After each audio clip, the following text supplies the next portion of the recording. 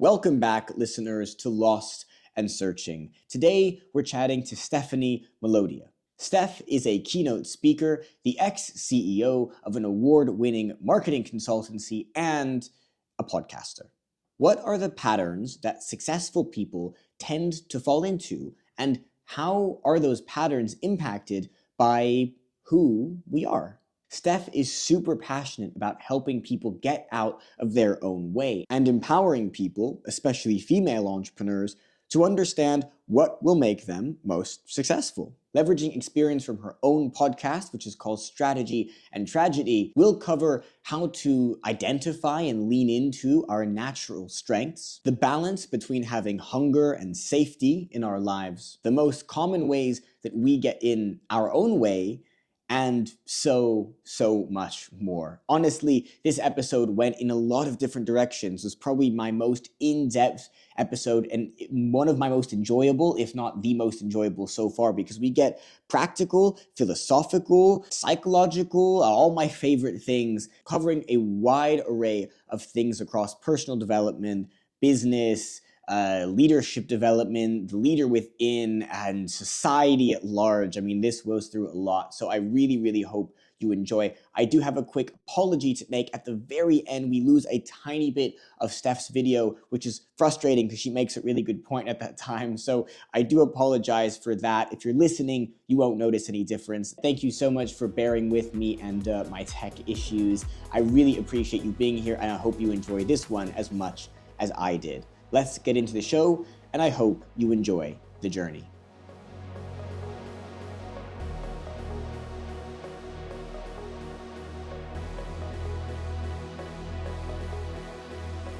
The comfort is a killer. That's another thing as well. The comfort, and you're totally right with that, because when I started we need the hunger. We need a bit, like we have, like you saying, like discovering like the phones, their cheaper cameras, your setup. It's like, you wouldn't have, and the same with business, you wouldn't have figured that out if you didn't need to. It's the constraints that create the creativity. So again, like saying, like, no one's all about constraints, but how constraints can be a good thing and how the discomfort can force you. You need to be hungry. Like, there's so many things I don't need to be doing. Like getting the train out here to see you, and so I definitely want to, and I'm so happy you've admitted everything else. But I'm definitely now at this funny stage in my career, because I think I'm older than you as well, is like I'm in this weird, I've always been hungry. I have a fake posh accent, so I will say that when we're recording and stuff. But we're actually recording now. I can cut some of this out, but I like just jumping into it because this is the conversation we've been having accidentally for the last like 40 minutes. I love that you're already recording. I have a fake posh accent. My mum is from Elephant and Castle. My dad is from like an impoverished village in Sicily. Like, I have a fake posh accent. And I've always had this hunger and this drive to keep going. And it's only been in recent years where I've got more comfortable, and the weird, playing the world's smallest violin here, no one's going to feel sorry for me for this, but it's a bit of a weird, like, am I still comfortable? Am I enjoying this? And then they're like, yeah, comfort is a killer. I don't want to get complacent. And there's this like tension point in the middle of you got Maslow's hierarchy of needs, of being financially secure and stable enough so that you're not starving and you're not, and the oxygen mask concept. The oxygen, and you can still be, and you're afforded to be creative and like go out on these creative endeavors, but not too much that you rest on your laurels and it just sort of demotivates you. Sometimes I wonder, so we're starting today talking about finance, basically, which I love because I think you're right, we don't talk about it enough. Sometimes I wonder what the balance is, right? You will have heard a lot of people say, like, common sense isn't very common anymore. And I think that's a little bit bullshit because we only have... I gave this talk the other day and I said something that I haven't said in a long time because I stopped using this word, but I still think it's right in this context. There is no such thing as balance. There is only our balance, your balance, my balance as individuals. Yeah. And so there isn't, here is the most common sense thing to do. Yeah. There is just, here's what I think is the most common sense thing for me to try to do for me. Yeah. So my example is, and a lot of people went like, whoa, when I did this is, my runway when making this pivot in my life where I'm doing now essentially this, some more writing, some more personal brand, some more hosting, some more speaking, where I made this pivot, and I've now finished outlining my vision for the world, my mission in the world, and what some of those services and who the user groups are. That wasn't immediate. So that's the other thing, is not all of this work was done. It was like a 3 to 4 month process. Right.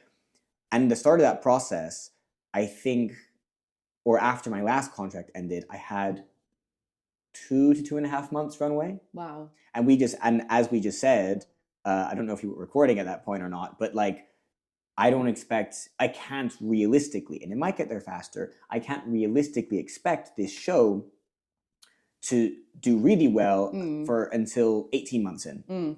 Long way off 2.5 months. Yeah. So, and I knew that getting into it. Yeah. So I put the pressure on myself. Exactly. On purpose. But was that too little runway? What's the balance? Yeah. I can get advice from other people all day long, but there is only my balance. Yeah, yeah.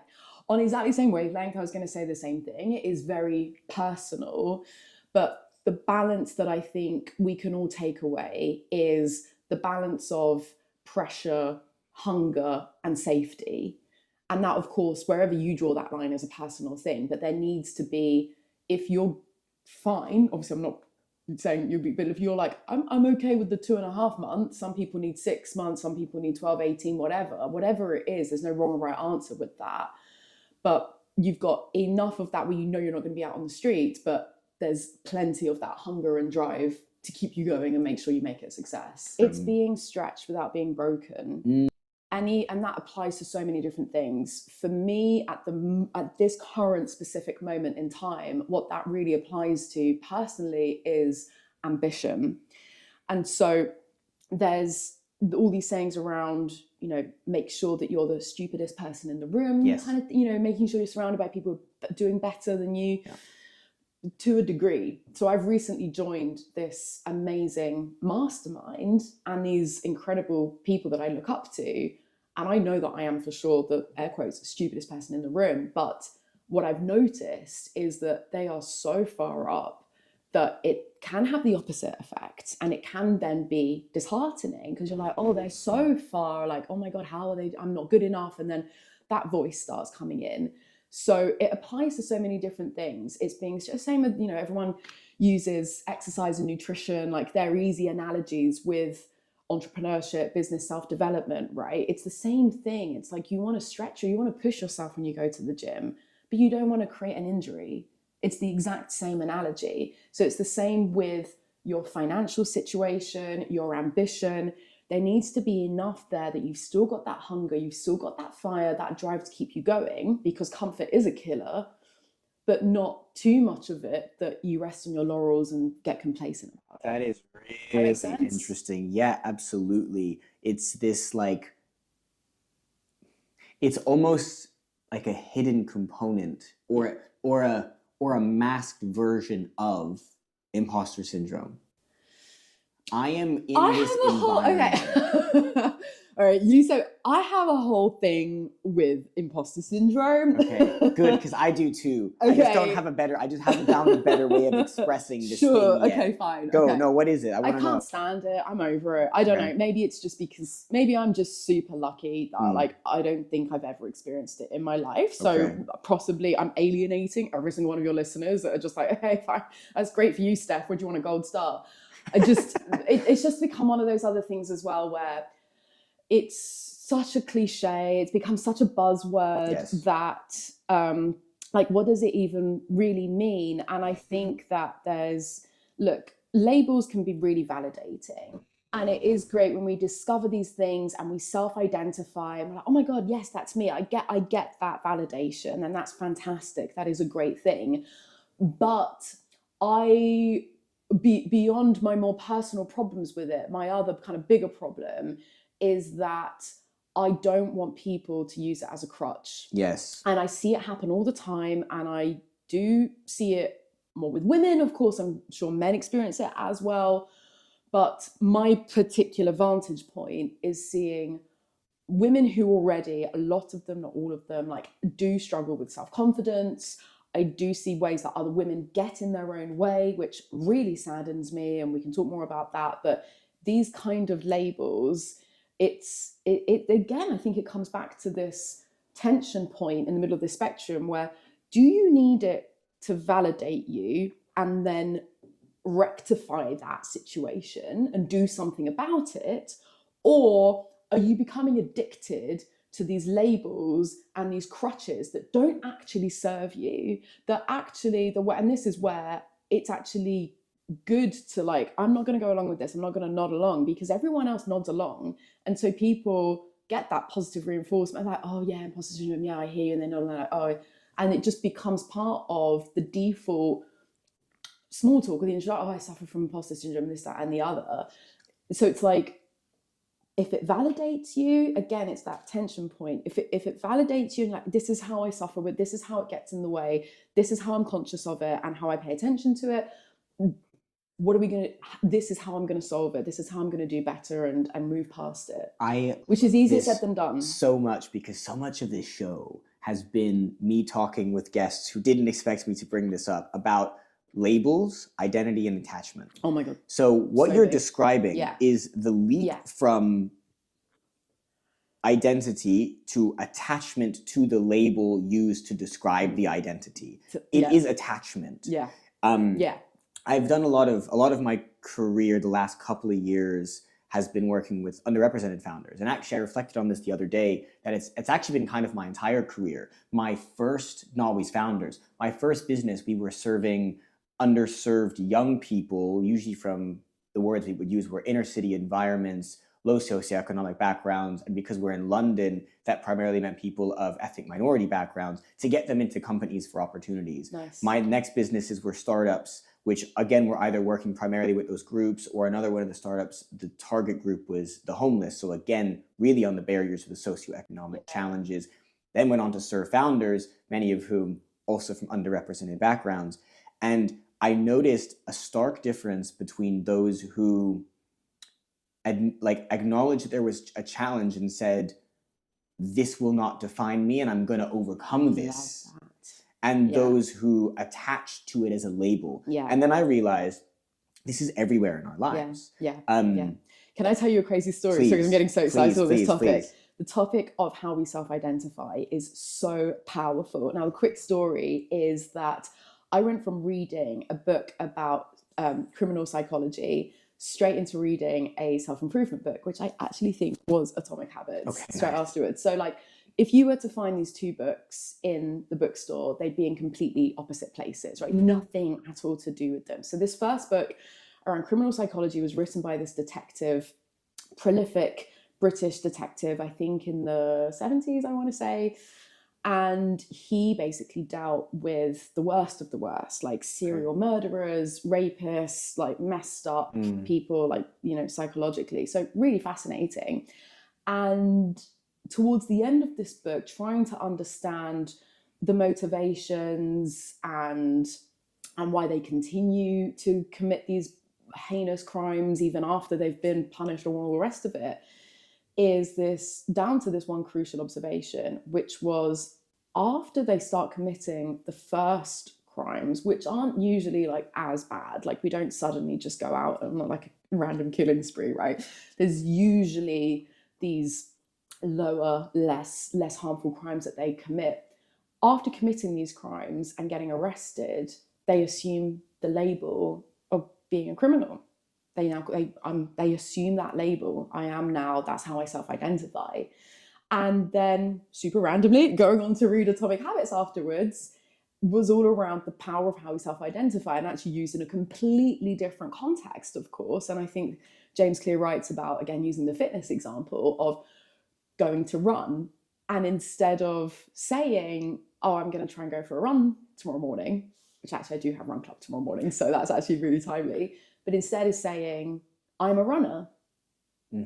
So it's that identity. And I think there's another one with like quitting smoking. It's like, I'm trying to give up. Right? Yes. And they use when I was going through my NLP training, that was one of the biggest examples we had was smoking. Yeah. Because a lot of what hypnosis is used for, a lot of the case studies used to be smokers and helping them overcome, because it's not I am doing smoking and I want to stop doing smoking. Right. It's, I am a smoker. Exactly. And it moves from being, and this is what I've noticed with pretty much all areas of identity and with imposter syndrome. Yeah. So I have two big responses to imposter syndrome, and the biggest one is be aware of the way you're describing it, because it can move from I am feeling like an imposter very quickly to I have imposter syndrome, which is like it's a disease that I have caught, even further into I am in my being, therefore an imposter.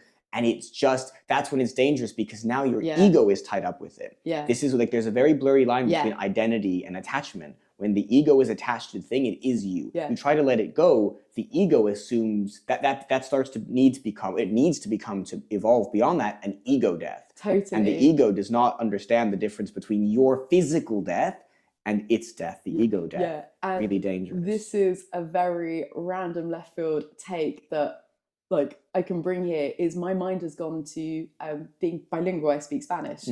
And you saying about NLP, neuro-linguistic programming, and the power of our language and linguistics. In Spanish, I don't know if you already know this, or any of the listeners, there is a difference grammatically between being soy and estoy. So, for example, let me put it into context. So I would say, for example, soy Stephanie Melodia. I am, Steph is just my name, right? I am this. Versus estoy. So the soy is the permanent. Estoy is the temporary, is the impermanent. And it's like ingrained, deep built into the language. Like people don't even think about it, right? You don't even think when you're Spanish. So instead it would be, for an estoy example, would be, I don't know, like, estoy aquí haciendo un podcast contigo. It's like, I'm here doing a podcast with you. It's just a temporary thing. And so there could be some interesting like research in like how much, even just you going back to again, like I am a runner, I am a smoker, I am like the places where the language, where you're bringing that slightly more into the consciousness, because it's not an immutable part of your identity. I love the way, and I wish I'm a degenerate who only speaks one language. Unfortunately, I barely speak that one. I barely speak this one. I love the way language interplays, because if our brain can be wired and rewired by a language, the way different languages and cultures play with language is a big deal. I realized, so do you know something I found out the other day? So a lot of older texts, like I don't identify as religious, but let's say the Bible will say like something along the lines of God gave the earth to man to look at. And we say that as being, and one of the reasons why some people are a bit disillusioned with some parts of religion is because we go, well, that's really sexist. Why is it giving it to men? The word man, did you know this, was gender neutral until last century. I did not know that. So we used to have, I can't believe I didn't know that. Were man for male man, male humans, and weefman for female humans. Right. And at some point in the 1900s, for men, the were, which is where we get like werewolf, right, and words like that, got dropped. That is so fascinating. English evolves like this in a way a lot of other languages don't. Now, that doesn't mean that you can start using the word man as a gender neutral word now, because society and context has changed, and that's what matters most. But it's interesting to note, like when doing things, when looking back at history, and also when understanding just how therefore powerful language is. Whoever wrote X text, and someone could have written a text in 1800s meant for everybody. And we read it now and assume that they're like, think it only applies to men. That we've placed on that. Yes. 7? I had no idea. That is so fascinating. That's such a fun fact. Language is like everything. Language is so bad. That same. We've got so much in common. We're so into like history, linguistic, entrepreneurship. So we've got so much more to dive into. There's one more thing that came to mind talking about habits and the way things evolve. So I don't know if it's an original quote, but it's where I first heard it. So I credit it to him as a Shaolin grandmaster who lives in Germany, Master Shi Heng Yi. And he has a long quote, so I'm probably going to butcher some of the finer words, where he says, be careful of your thoughts, because your thoughts become your words. Be careful of your words, because your words become your actions. Yeah. Be careful of your actions because your actions shape your habits. Yeah. Be careful of your habits because your habits shape your character. Be careful of your character because your character creates your destiny. And this is the outline that we attract more of what we are. We, therefore, beyond some societal structure things, from a character perspective, we get what we deserve, generally speaking. And so, and of course we do, because if it's all where the thought became the word, became the action, became the habit, became the character, that is your personal brand, and your personal brand is going to attract whatever value it gives. Yeah, 1000%. And this is where I'm just going to use, going back to my observation with women getting their own way as well, just because I guess it's more of what I see. But I am astounded. I call out my friends on this all the time. If they message me, like, I'm always there, like, do this, do that, have you considered that? And the response is around like, oh, I'm not this, I'm not that. I'm like, says who? Says who? Literally, it's just yourself saying that. What I do want to give them, like, not to give them a disservice, is easier said than done. So I feel like on an individual level, it is easy. I think if we've got enough of that fire, if we've got those ambitions, and especially if we can visualize it, I'm a very visual creative person as well, so visualization is really big for me. So it's like, as soon as you can start to visualize those things and you want it, I think you show that interest, you maybe read these books, you maybe listen to these sorts of podcasts, and it's kind of like, okay, yeah, I get it, you can go along with it. I believe that the biggest challenge is the people around us. And I believe that we can feel more shackled by the ways that other people see us. And I think that we want to be showing up as the people who they think that we are. We don't want to be like a completely different person. Like, who is this? And if you are surrounded by people who do operate in a certain way, we are deeply wired anthropologically to not go against the tribe, because it means literal death, right? Like, we need to stay together in our clusters, in our tribes, in order to survive. So it is hard, it is difficult. And this is where I think when we go through those different life stages, there is a natural shedding of maybe childhood friends, maybe university friends, old colleagues. If there isn't that natural shedding, and you do still have these amazing people that are around you, I mean, you still love, like, friends and family, you still love them, but that's a really tricky challenge to then kind of be that person. I mean, I'll use like a really silly, closer to home example with me. It's not that powerful, but it's just the first thing that comes to mind is, so with my family, I think that's a tricky one, because your family know you from age 0. So they see you going through all of these different life stages. And for you to have the bravery to kind of go against how they know you and how they expect you to be does require, enough of that want to do it. To the quick, like, silly, it's a really silly example, but growing up, I used to be a really picky eater. I used to be really fussy. So like, as an example, I first tried avocado when I was 17. I think I first tried pizza when I was like 11 or something. Okay, that one surprises me. I first tried like prawns when I was honestly like 32, like insane, Okay. right? So I'm a lot better now, a lot better than I used to be. I used to just be like super fussy. And I'm the only one in my family, like everyone else, like loves food, they're normal. And whenever my sister would see me eating stuff she's not used to seeing, again, just a really silly example, she would kind of, I don't know, give me a hard time, but she'd be like, what? Like, you don't even eat that? You don't like that? And I can really see how much she struggles to be like, wait, what? Like, who even are you?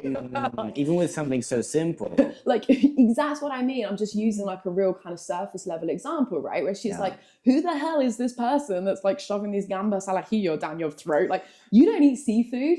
And so it gives you a glimmer into, what if I were to suddenly show up as this, vision board Steph that I want to be? Mm-hmm. And you do, and I think that's, again, it's not what's spoken about enough. All these books, all these podcasts, it's on that individual level. And you're like, yeah, fair enough, I want this stuff. But, I'm also in a long-term relationship. And like, we've been with each other for like over a decade. And even that is like a decade and a half at this point. And even with that as well, it's like, there's definitely, we're not holding each other back, but it's still, You need to grow together for that to work. you right? do. And I think even more than growing together, I think it's the open-mindedness of the other people around you, which we don't always have. It's the open-mindedness to be accepting of that, or to be like, oh, cool, good for you. I mean, you don't even need to be fully supportive. You just need to be open-minded to that person growing into something else that they know that they can be. Yes. I get it all the time. I bumped into someone, you know, most people aren't. I bumped into someone the other day and they were like, oh my God, Steph, I saw this clip from your keynote. And they were like, I always knew that you were great and, you know, head above the rest and stuff. But wow, like that really, wow, I saw like another version, I didn't even, you know, almost like didn't know you had that in you. And that really struck with me as well, because I was like, well, I did. So do you know what? This is one of my favorite things to teach in workshops, and I think you'll really like this. I love outlining for people, and it always blows their minds that at any one point, there are 3 versions of you that exist in parallel. Have you heard this before? No, but I think I know where you're going with it. Go on. There is who you think you are, who others think you are, and who you think others think you are. Yeah. So you think you're one person, the person who knew you could do that keynote. Someone else thought you were a different person. And you probably thought that they thought you were a certain person. And those 3 might be totally different people. Yeah. They might be slightly different people. Yeah. Sometimes people will ask me, okay, well, what do I do with this information? And I'm like, first of all, you have to question your assumptions. Yeah. Do not assume all 3 are the same, because you've probably noticed in your life, as you just have, that at least one of those 3 are different. Yeah. The other is, it helps us understand that we really need to put ourselves into other people's shoes, that who others think you are, there's actually levels to that as well, because who your family thinks you are is going to be different to a stranger you've just met. Exactly. I remember when I was younger, I was on a program full of like really inspirational young people, and I was there as this like shy, socially awkward, hadn't really achieved anything, and I was like, I do not deserve to be here. And one of the Imposter syndrome. Yes, yeah. Oh God, nice callback. And one of the staff, I mean, it got me really, really down. I dealt with I had a lot of self-confidence, depression, anxiety challenges as a young person, and so I was really in it. And one of the staff said something to me that like it almost felt like it woke me up from a dream. They were like, you know, no one here knows who you are, right? So how do they know you don't deserve to be here? You can be anyone you want. And I realized, I think I was like 16. And I was like, and I went on this as a teenager. I went on this slow, like philosophical journey. Nice. And at that point, that like slapped me across the face. I was like, oh, this is what everything's just perception. Yeah, for sure. This is what I want to call it back to brand stuff as well in a second. But this is where moving can be great as well. Like fresh starts, new people. No one knows who you are. It's a blank canvas. But on your 3 versions of you were saying teaches you more empathy, put yourself in the other person's shoes. I'd actually argue the opposite. I thought you were going to go different. I would actually say you can tie yourself in knots with that. And I think because everyone else, I mean, what I do have to mention here as well is the spotlight effect, a psychological phenomena that affects every single one of us. We all think everyone else is paying more attention to us than they actually are. And because we're all doing it, no one is, they're too busy looking at themselves, right? They're too busy thinking that they've got the spotlight on them. So that's the first thing. Whatever you think like other people are thinking of you, they're not thinking that much of you anyway to begin with. So that already takes away a bit of the importance. But also, like, I think that focusing more on you absolutely take into account other people's perspectives. But again, that keynote example, focusing more on bringing it inward sometimes. Who do you want to be? What have you got? Because they can't, other people, as much as they love you and support you, they can't see what you can. The same way with, we can connect it to founders and entrepreneurs. You are a visionary by default, of intrinsic to the definition. No one else can see what you can see because you've got that vision, whether it's for yourself or whether it's for your business. So I think that the paying attention to other people and stuff can be a distraction in that sense. Yes. Just on the brand thing that I was going to bring it back to as well is it applies to that to that too. My background is like branding and marketing, and there can be a really interesting disconnect between how brands are perceived in the market versus what they're putting out there. So I think that that's where it can come into play a little bit more, because you literally don't have a business without your customers. So I think you can start to look at market trends. How are you actually perceived? Is there a gap that needs to be closed, or does there need to be a shift in that perception? But otherwise, I think for like self-development, visionaries, early stage entrepreneurs, I think that's where you can be a little bit more stay in your lane, so to speak. And if all of this applies to a brand, it must also therefore apply to the personal brand. Yeah. I'm wondering how we use this to figure out how to craft a personal brand. Yeah. More intentionally. Like, we are a walking personal brand. Yeah. So we all have one. Yeah. But most of us haven't thought about what it is. Yeah. I would say what I'm going to call kind of the marketing side of things, which is, I don't know which kind of viewpoint, but like the other people, basically your audience, your customers, your viewers, whatever. I don't know, I think it's kind of I reckon it needs to be more of a lagging indicator, not a leading indicator, in as much as you have that vision, that self-belief, whether it's, again, your personal goals or a business that you've got an idea for. I think you still need to put it out there, because, again, by definition, you're seeing things that other people aren't seeing. So you need to go out there and act on it. Then when the other viewpoints come into play, is then looking at that afterwards and then seeing, okay, what is actually resonating? What are people always going back to? That value? How am I actually serving people here? What problems am I solving? Then it does become part of that iterative process. And then that is where it becomes that symbiotic relationship. How much do you think what we're talking about now and all the effort that one can put into this actually leads to success? Right? Like, if success is a balance, I had this with another guest, and I know you think about this a lot too, is like, if success is a balance of effort / work put in, of talent / skills, and of luck, whatever luck means. I think so. I talk about this all the time. I had the exact same thing with the other guest, actually, those exact 3 words. There must be something out there using those 3 things. Exactly, it is. And that, for me, that always begs the question, what is luck? Which is a whole nother thing. But what do you think it is? Break down your perspective. Oh, 7. I wish we had like the rest of the day to unpack. Honestly, you're getting me so excited. These are all of my like favorite topics. Okay, but I love how much they all link too. Yeah, exactly. I will try not to waffle on too much. So let's start off with defining each of those 3 buckets, because you sort of said they're not even sure what luck really means. And actually, there's some amazing research that kind of backs up the 3 different areas. So super interesting. And then we'll look at how that affects your chances of success and reverse engineering. Okay. Before I dive in, I'm going to throw the question back to you. Okay. Out of talent, effort, and luck, on really generalized broad terms, which of the 3 do you think have the bigger part to play in someone's success? So, and this might be like a spoiler of what's to come, so I hope this is making what you're going to say more impactful and not less. When I think about all 3, the reason I ask like what luck actually is I've really talking about you on a character level. You get what you deserve, that we attract more of what we are.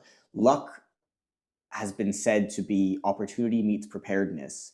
And to me, that makes even more sense if we attract more of what we are. Mm-hmm. So if luck is opportunity meets preparedness, then you must be prepared. Being prepared takes work and effort. And we also know that people who rely too much on talent, but don't put in the work, don't do as well as those who put in all the work and have shown up with maybe mediocre talent. So both of those things lead me to think that it's the effort. Interesting. When combined together, right? Because if luck is meaningless without effort, and talent is at very least reduced without effort, then they're both important to some extent, but they can't be more important than effort? Can they? Yeah. I'm going to be totally wrong. Let's find out. Yeah, Tell me. I love that. I love that. Tell me. That's more often than not is usually the answer that I'm given when I throw that back across the table to you. So like you're not wrong. I think where I've been a bit unfair is not really properly defining each of those three. Okay. So you're not wrong on the luck side of things. I think that's really the one that needs that definition. You're not wrong, but it was, I want to say Richard Kaufman, is that right? I feel like that's wrong. The author of Thinking Fast and Slow. Okay, I'm familiar with the book. I don't remember the author's name. Daniel Kahneman. He has done, so credit to him, he's the one who's done the research into this. So it's his report on these three. But first of all, coming back to defining luck is basically anything outside of your control. So you're not wrong at all. You've got that classic saying of luck is when opportunity and preparation meet. However, there are certain opportunities that are out of reach, a little further out of reach. Nothing's impossible, but like for some more than others. And so basically part of what falls in that category of luck, things that are out of our control, is where and when we're born, into what family, with what genitalia and which skin color, basically. So establishing that, first of all, the research has shown that luck is the more dominant factor to success. The good news, and this is where I'll give you the point, Seven. The good news is that effort is a very, very, very close second. So all this analysis that was done, I'm not exactly sure of the whole methodology, and don't quote me on everything, but I remember kind of reading basically just the conclusions, right? The outputs of this research. The difference between those two is basically like 1%. So it is not a big difference whatsoever, but it is just that when you're born. I do believe, and of course, if you think you're wrong or you're right, no, if you think you can or you can't, you're right? Yes. So like, it might be a bit of a self-fulfilling prophecy with what I'm about to say, but I do believe that I would be a lot more successful and richer if I were a man, and potentially if I were born in a different generation. Like, I just think like those odds are stacked in your favor. So I'm obsessed with this topic because, I love geeking out about this sort of stuff, the same as you. I love unpacking success, what are the ingredients, reverse engineering, what can we learn, and how can we stack those odds in our favor. And so thankfully, the other good news here is that things are changing. Like, no longer do you need to be male, pale and stale to succeed. And this, again, it kind of, looping all the way back to my problems with imposter syndrome and those labels and what you were saying about getting addicted to those things, is like, lose what's not serving you. And so as I'm touching on the demographics here, as much as I've just said, I do believe personally, if I were a man, I'd be richer. At the same time, I'm not using that as an excuse. I'm not using it as a crutch. I'm doing the opposite. I'm using that to actually fuel me and buck the trend. So, I'll tell you another quick anecdote. I was at this event ages ago now, and it wasn't a women's only thing. It was a mixed, really cool event with this panel. And I remember this woman at the back of the room stood up during the Q&A, and her opening intro before asking the panel a question was, "I'm a woman, I'm often the only woman in the room, blah, blah, blah." And like, again, immediately, this story that you're telling yourself, I'm not doubting that it's not true. I'm sure you are. In the same way, I've also been the only woman in many, many rooms, but I use that to my advantage, not in a funny way. But I'm like, if we talk about standing out, USPs, being different, it is what, and again, like you said, how other people are perceiving us. Is everyone else thinking? I really hope people aren't thinking of me as a woman. I hope people are thinking of me as a smart, professional, helpful, nice for me, it's so incredibly reductive. My genitalia, my chromosome that I happen to have rolled the dice on during the fetal development, does not define. It's part of who I am, and I'm very passionate about it. I'm very passionate about feminism. We can talk about that much more, but it's you just demonstrated how much you got in your own way. And someone who I look up to as well, just another, I want to give a shout out to Sharmadean Reed, MBE, who's the UK's first black female entrepreneur who raised more than £1 million in UK VC funding. And so, yes, we need role models. Yes, we need to see what's possible, but just, again, don't let these things get in your way. See what you can do to use it to your advantage. What do you say to someone who might be doing that? And just, I'd like to color this a little bit. I've seen people who are doing exactly what you're describing, where, and with this woman you mentioned, it's like, here's the story I've created, and I need you to buy into this story too. Yeah.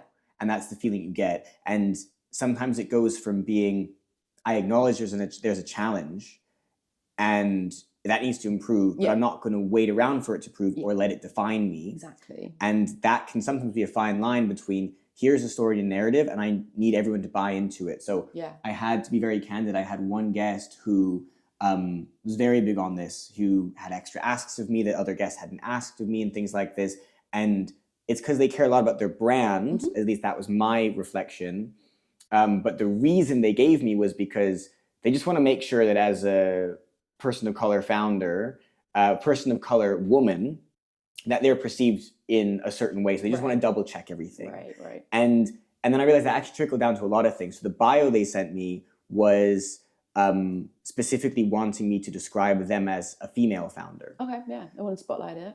And I had and maybe I'm wrong for this, I had a funny challenge with that where I was like, you're an amazing founder, period. Yeah.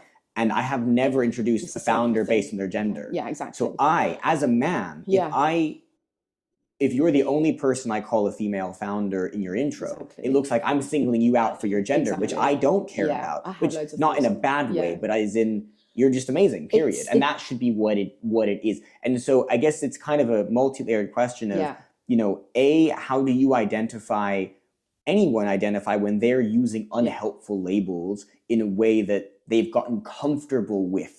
And also B, then what do we do about it, and how do different groups, whether you're that person or you're on the outside trying to support like I am, what do we do? How do we navigate? Love this. So before I answer properly, I just want to reference Serena Williams, the classic, there was that press interview, wasn't there, where she was asked about being like a top female athlete, and she was like, correction. I'm just the top athlete. I'm the top athlete. I remember this, Like she's like one of the best VCs, if not the, on the planet. Like her investments have been great.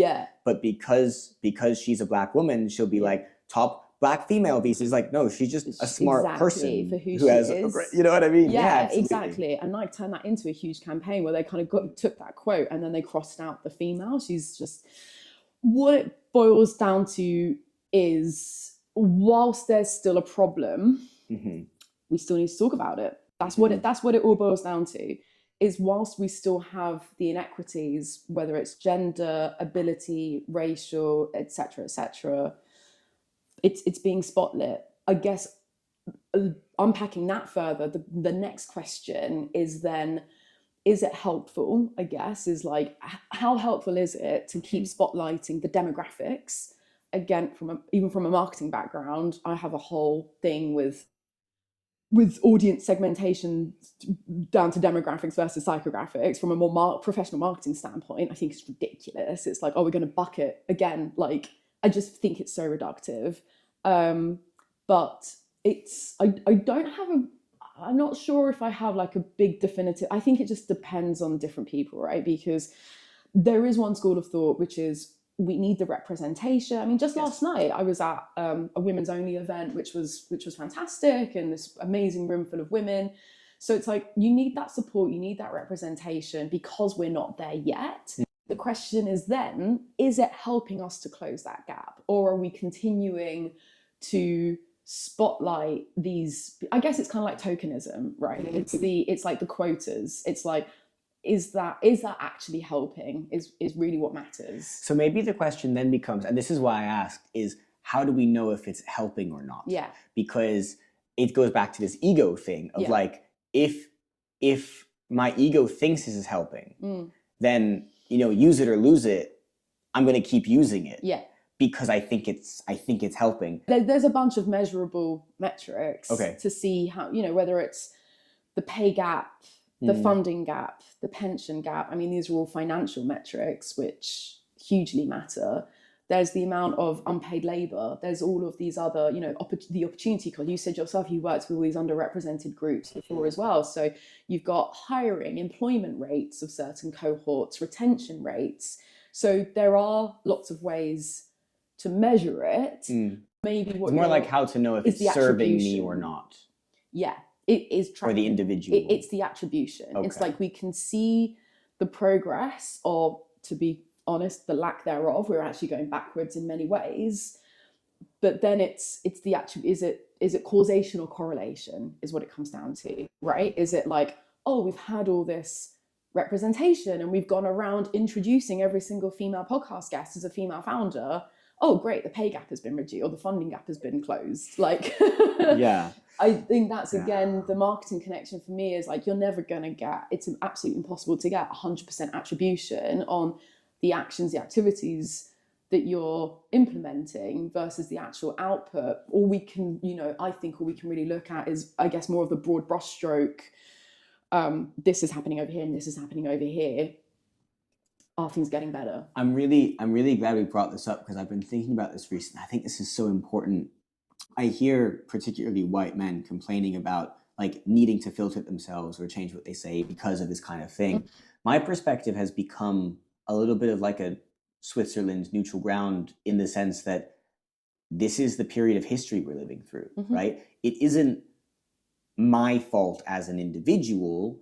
That doesn't mean I don't need to respect others or act differently or treat or compensate. Yeah. It's like, guess what? The time in history we're talking about is a time where I need to caveat certain things or acknowledge certain things or lift up other people more than I might ever get lifted up. And that's okay, because guess what? If we zoom out on the timeline of history, I'm right here. Yeah. And we're going through a necessary period of recovering from the hurt, which will require more hurt, so that maybe in a few generations there's no more hurt. And it's almost like this, like, and maybe this isn't good or isn't right, but I almost see it as this like stoic element of like, I will need to deal with needing to say certain things or caveat certain things and that's okay. It's maybe like, I don't know. It's not your fault, but it doesn't excuse you. Exactly. And it's really, I feel very passionately about this as well. I wrote a big manifesto years ago on male allyship before it was becoming more of a thing. And hilariously, there are some amazing male allies that are building their personal brands around that. And it's kind of funny because they're having all of this success as men. That's interesting. Talking about male allies, they're talking about the right things, but like they're still gaining from it by building up these huge platforms and stuff. So anyway, back to the point. I wrote this thing on male allyship, and what I realized was nobody wants to have the fingers pointed at them, obviously. No one wants to feel guilty. No one wants to feel blamed. Exactly to your point, you as an individual are not to blame. You haven't done anything wrong. But that doesn't mean that the patriarchy doesn't still exist. Yes. And it is very problematic. And so we all have a part to play in it. And I don't think that we're going to take any meaningful action by making people feel guilty and by finger pointing. So I'm a girl of the 90s. I grew up with Spice Girls, girl power.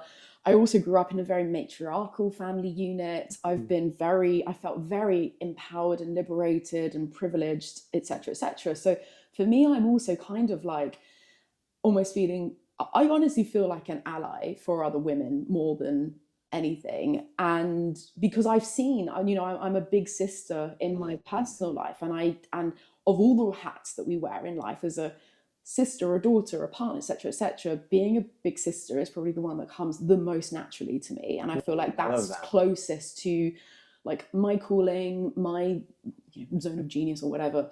And I kind of embody that with all these other women and friends and mentees and other people that I've kind of seen along, and guys as well. I've seen like younger guys, we all suffer from self-doubt, anxiety. It's not exclusive to any genders, but we can all do something. And I do believe, for me, it's kind of just logical that if most of the seats around the boardroom table are still taken up by men, it just makes sense to buddy up to them and make them our allies. Because also, again, to your point before on like empathy and putting yourself in other people's shoes, what, like, not only like what's in it for them and why should they care, but what can they do? I know so many guys are like, I don't know, like, do I open the door for women these days? Do I?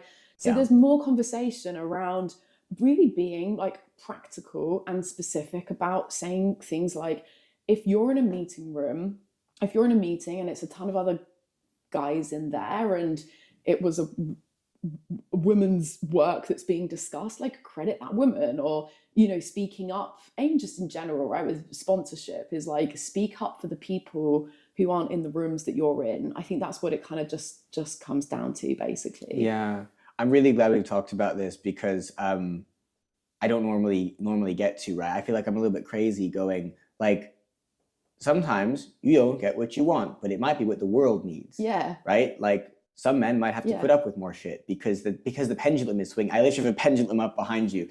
The pendulum is swinging. The pendulum swung so far in the direction of subjugating women for such a long time that, like, it's gonna swing back before we even out. And so it's okay if some men are uncomfortable with needing to change things, because that just might be the process of change. The other comment that I'll just make before we move on from this is you just responding to you saying, like, oh, you don't really get a chance to have this sort of conversation. The other thing here is, like, I also I had a light bulb moment years ago as well when I was like writing this manifesto, which was, why are the let me see if I can phrase this properly. It's like, why are the people suffering also burdened with the fight, is what it also comes down to. Okay. So, like, even here now is like, why does this conversation have to come up now?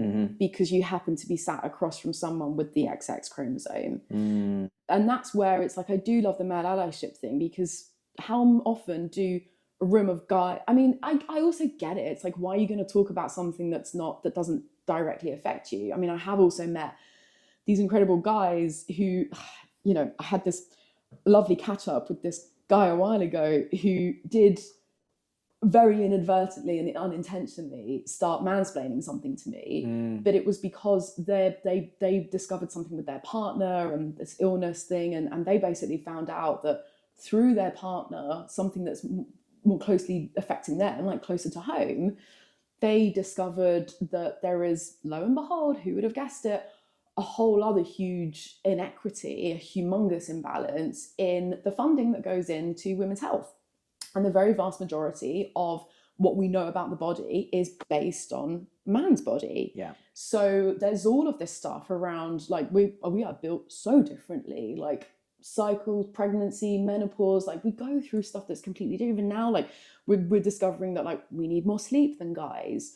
We go through different, like, stages in the month, and like testosterone and estrogen and all this other stuff. It's like, these are, like, in the grand scheme of things, like, very recent developments. But I'm back, it's like, this isn't news to me. Like, I'm in it, I'm living it. But because this guy's partner has been affected by it, it's like, so, but it makes sense. It's like, why would you know? Why there's so much stuff that I don't know about other groups that we can't. I think this is the other thing as well, is like, we're in this era of wokeism, which is great, and we're being so much more conscious and trying to do the right thing. There's so much horrible stuff that goes on in the world, but I believe that we need to pick our battles. And I don't think that I'm aware that there are so many problems in the world and there are so many inequities. You can't solve them all. You can't. And what are you going to do? You're going to be a martyr in the process. And even with, like, business strategy, it's like, and again, marketing, like, all these parallels is like, why, you know, in terms of impact, why would you want to do a millimeter in 10 different directions as opposed to 10 miles in one direction? So it's not, and again, it's like the fucking, you know, like, hashtag not all men. It's like, it's not about that. Yeah. It's not mutually exclusive. If you're a feminist or advocating for Black rights or, like, or whatever, take your pick, it doesn't mean that you're going against the other stuff. Yes. It just this means was a big challenge with when BLM became really big in 2020, is people didn't understand that this doesn't mean other things weren't important. Right. And I'd wonder if that's something to do with the way the human brain works or whatever. It's like we just assume if we're putting a bunch of things in for one thing, we must be against another thing. I think it's the insecurity and like the fear that stems from having had the power. Okay. So I think it's like, oh, we don't want, we've been sat cushy at the top of the social chain. Okay. We don't want this other stuff. We don't want someone else to come along and steal what we have. I doubt it's like, from experience talking to men about some of this stuff, most of this isn't conscious. This is what I realized. Yeah. Most of this is totally unconscious. Yeah. So I wonder if it comes back to his ego thing. It's like, actually, there's some ego death that needs to take place. And the ego doesn't understand the difference between its death and our physical death. And so people get defensive, essentially, about it. Yeah. I feel like we talk about this forever. And I'm really glad this came up because this is so important. I want to bring it back to where this stemmed from, which is success and the things that lead into love success. that. Let's get back on track. Hey everyone, I wanted to take one quick sec to talk about a new partner that I am so excited to announce I have on the show, an agency called Untapped. Untapped exists to put your brand in the world's pocket with beautifully crafted, high-impact mobile experiences. They've worked with brands like Barclays, EA Sports, American Express, and even the UK government. They're known for creating powerful apps with intuitive, seamless interactions that drive customer engagement and elevate brand recognition. But it isn't just tech development. Their expertise is bridging phenomenal quality technology with beautiful design to create the highest quality product possible that takes your users on a real journey with you. You may remember Will, the founder of Untapped, from episode 13 of the podcast. If you haven't heard that chat, I highly recommend it because it shows you what kind of no-nonsense, sleeves rolled up kind of people he and the team he's built really are, and it reflects in the kind of work that they do. They want to make their clients' work recognized across their industries and drive real game-changing value, something I've personally experienced and appreciated working with them myself. For businesses who want to take this next step in their journey, Untapped can help with everything from tech creation to brand design to product marketing and so much more. All right, the links are down below. Check it out. And now back to the episode. Talent, effort, luck. Talent, effort, luck. Yeah. And we have internal factors, whether they lead to some of these challenges we were just talking about or lots of other things that seem to influence that talent, luck, success. Yeah. When you zoom out, what you're then getting is people like you and I who see so many different successful people from further away, from the zoomed out perspective. There are patterns that I know I've noticed. We've talked about this briefly, so I know you've noticed them too.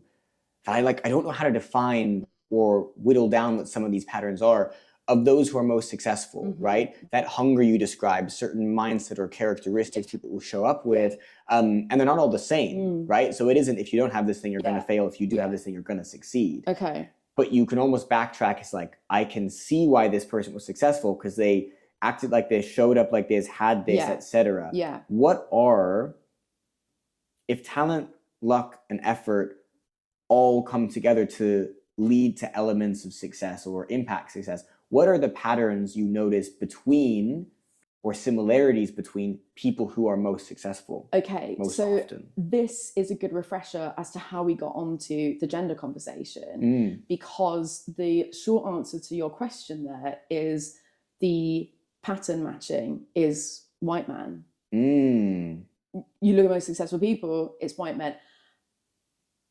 It is changing. I don't want that to be the case. There are many other great examples, but if we step back and look at it as a whole, the names that are coming up in my mind, they do all look the same. Yes.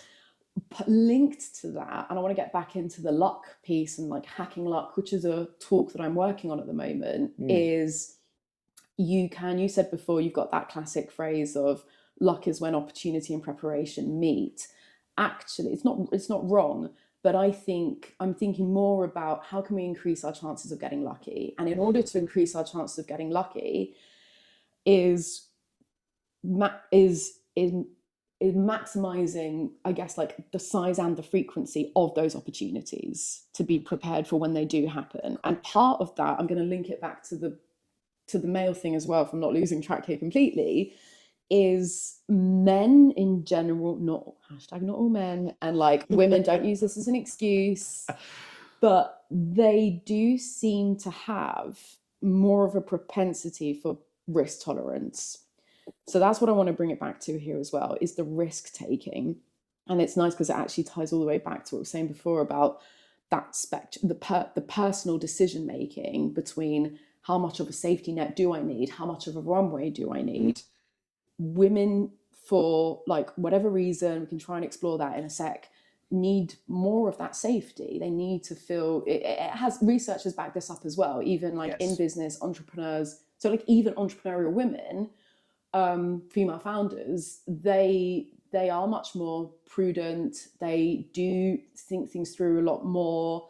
They do want to check, double check, triple check. And if they are pitching to investors, like they'll know their numbers inside out. Again, it's not to say that men don't, but it's just like, and then you've got everyone knows the classic, you know, even applying to jobs, like men will apply if they meet, you know, 7 out of 10 of the criteria, whereas women on average will wait until they like hit 10 out of 10. I think it's like 5 out of 10 for men, right, which is like, and I've been even worse than, like, I know I've been even worse than like 3 or 4 out of 10.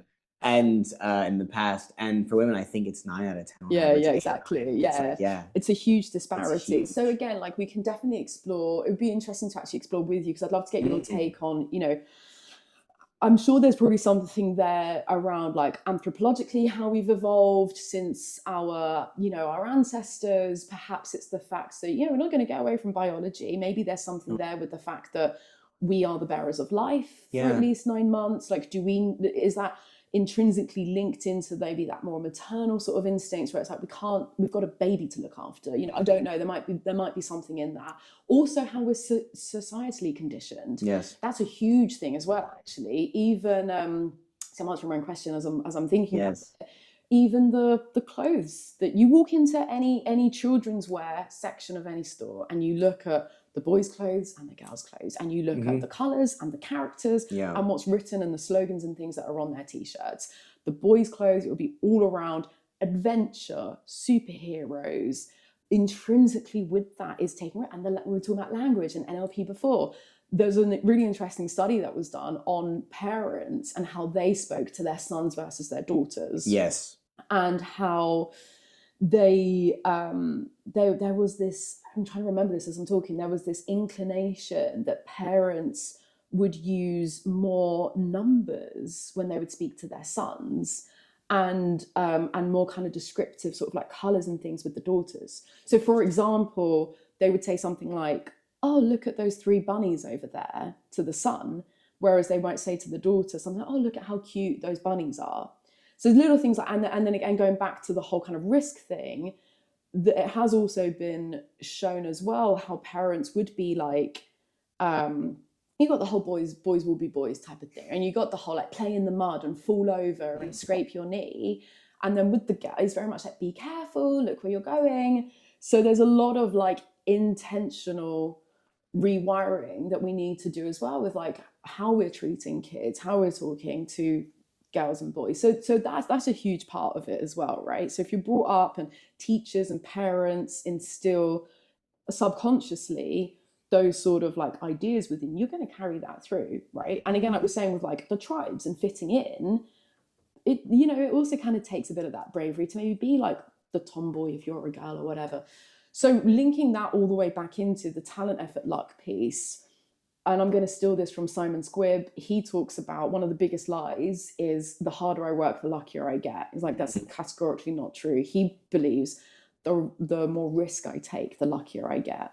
So I think that's the thing. So it ties back into opportunity meets preparation. So it's like that opportunity side of things. You need to put yourself out there and take risks to have more opportunities for you to be prepared to meet, to get luckier. So I think you're right. You have answered your own question there. I think that's it. When we talk about these like patterns for success, we can link that back to where this started, which is your balance, therefore also your success, and the patterns that will change based on your context, and everything from those things you're talking about there to like your natural temperament. And I think you're right. But then it's like nature versus nurture. Well, this is so the thing about nature versus nurture is we now know categorically it's not versus, it's nature and nurture, and it's just about the balance. And it's roughly, from most of the people I've heard talk about, it's roughly two-thirds to nurture.